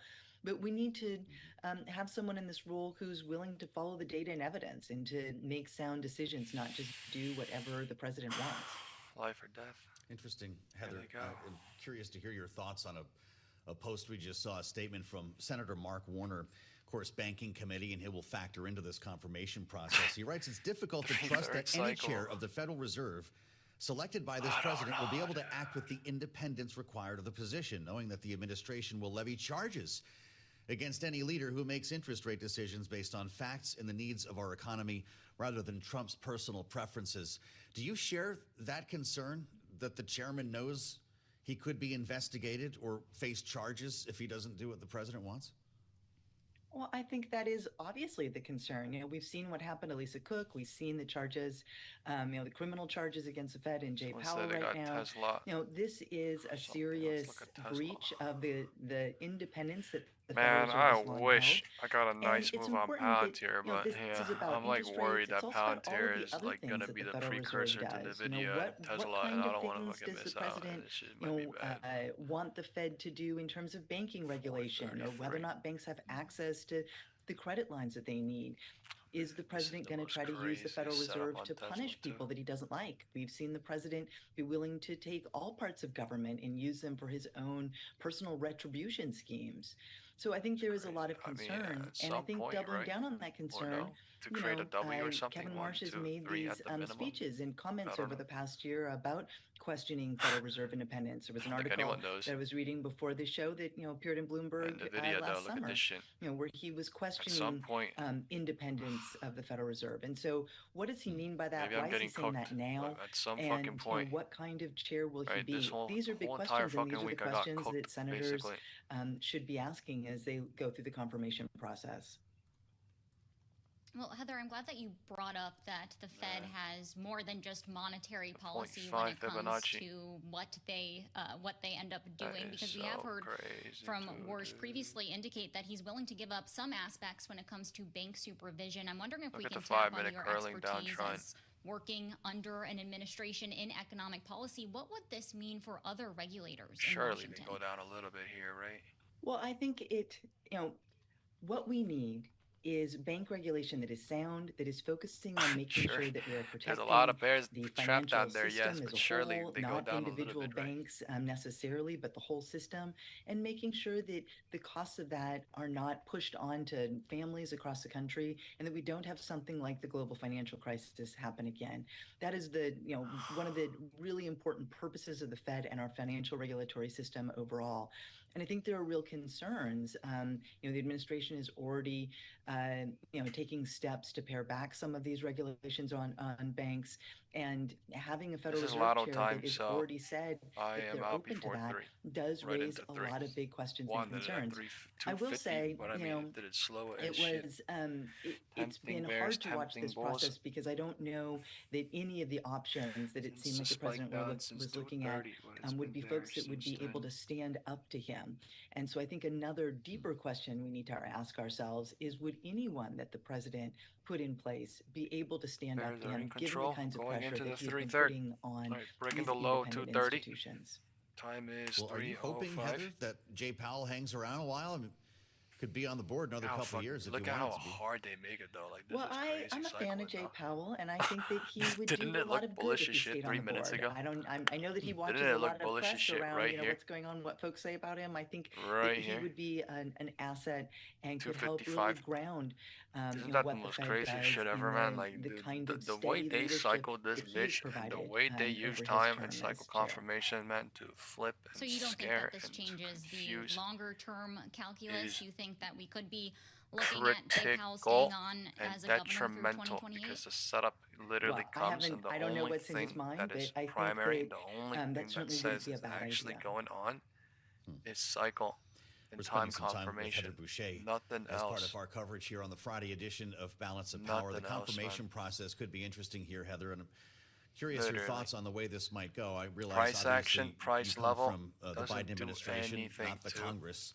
say But Tom Tillis has a problem the real with this. He's put direction a or the block on wind it until the direction is DOJ building investigation or into Jay something's Powell building or is setup's resolved. building other And than setup. some of the changes Right. in his feelings about Other the than Fed that setup, you time, touched on cycle earlier have been confirmation. highlighted by some Democrats in the Capitol. Our headline on the terminal Someone said, refers okay, to a reinvented I'm done. Warsh. I'm not done. What types I'm of not questions would crazy, you I ask him swear. about What the fuck you saying? Well, I called it a this morning. I think People are going if I wild were, off these advising moves. one of the senators what to ask, Yeah. I People are going wild off. Why The power hour is his going views, south. and what does this mean People are about going his wild off thoughts these over the moves. long term? I don't even know what they're saying. You know, how he's I'm thinking about done, interest I'm not rates. done, I'm crazy, Why I'm not was he crazy. so What the hawkish fuck are you before even saying? and so dovish now?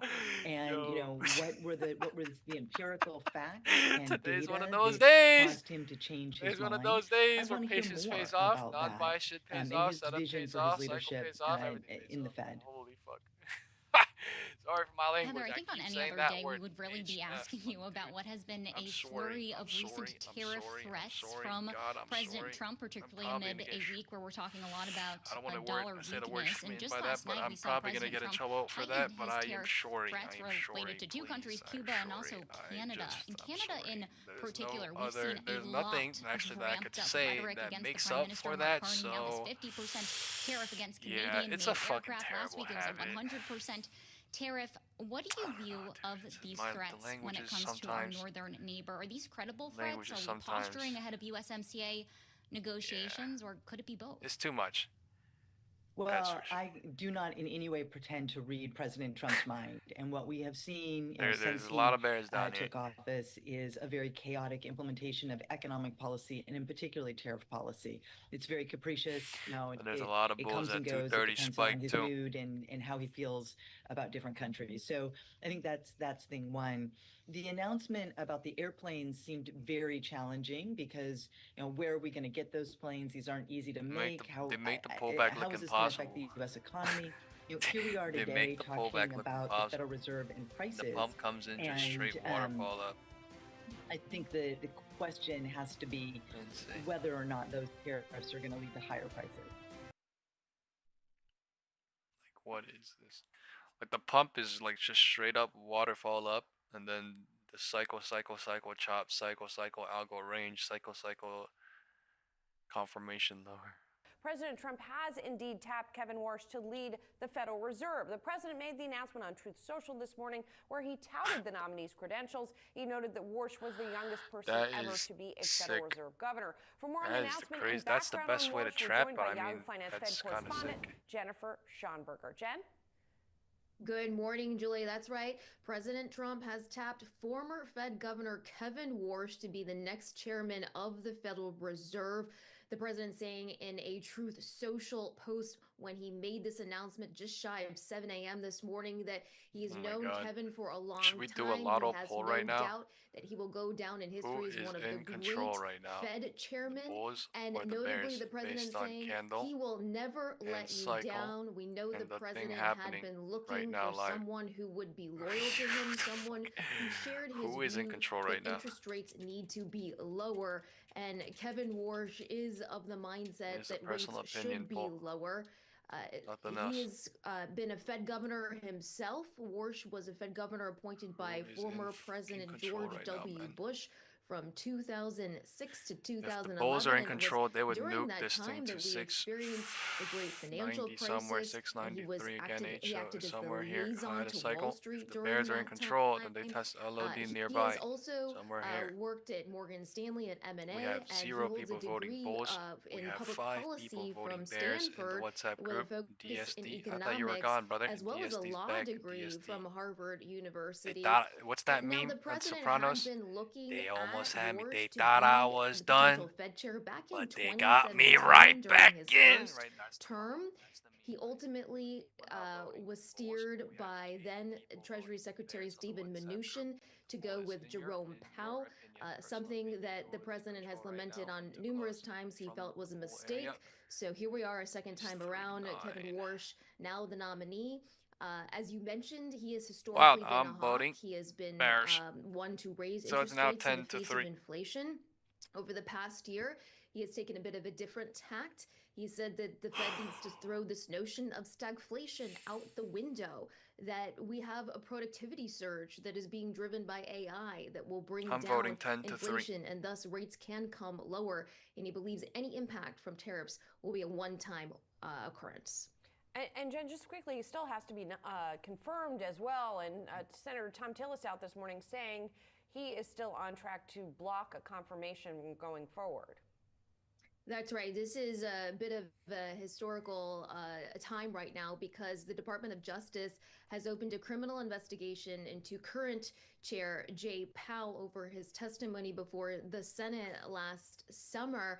And Tom Tillis, as you mentioned, has vowed to block any nomination by the president until that criminal investigation is resolved. And there are other Republicans in the Senate as well who do back that. So that could be a bit of a fly in the ointment here that could prolong the process. There's no knowing how long that is going to What take. are you talking But about, we Jeff? do know What that there does is thrice mean? support within Shit, I don't the even know ranks at of this point. Republicans for Warsh. It just means so 3 perhaps times or once something that around is there. passed, it should Unbelievably. be a quick That's what confirmation process Thrice. to get Warsh in place.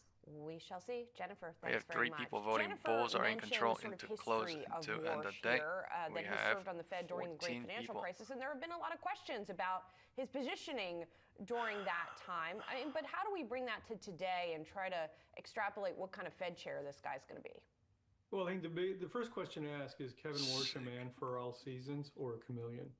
You know, $2.70 market just pulled back. We are at 690 from 692.7. Call unorthodox views on the radical reduction of the balance sheet. You know, low rates, liquidity, and leverage are the holy trinity of modern finance. I wish I could snap my fingers. That demands a much larger balance sheet than what existed 20 years ago. I used to A be lot able of to when I times was when I young. hear Kevin Warsh speak, I'm hearing an echo of 2007, where let's just be blunt about this. He missed the mark. Heavily bearish leaning. The poll is now and really too much of a people focus bears on inflation. control into close in their personal opinion based on what's going on, based on what happened. Depressionary-like shock. 3 people. And unemployment was on its way to 10.1%.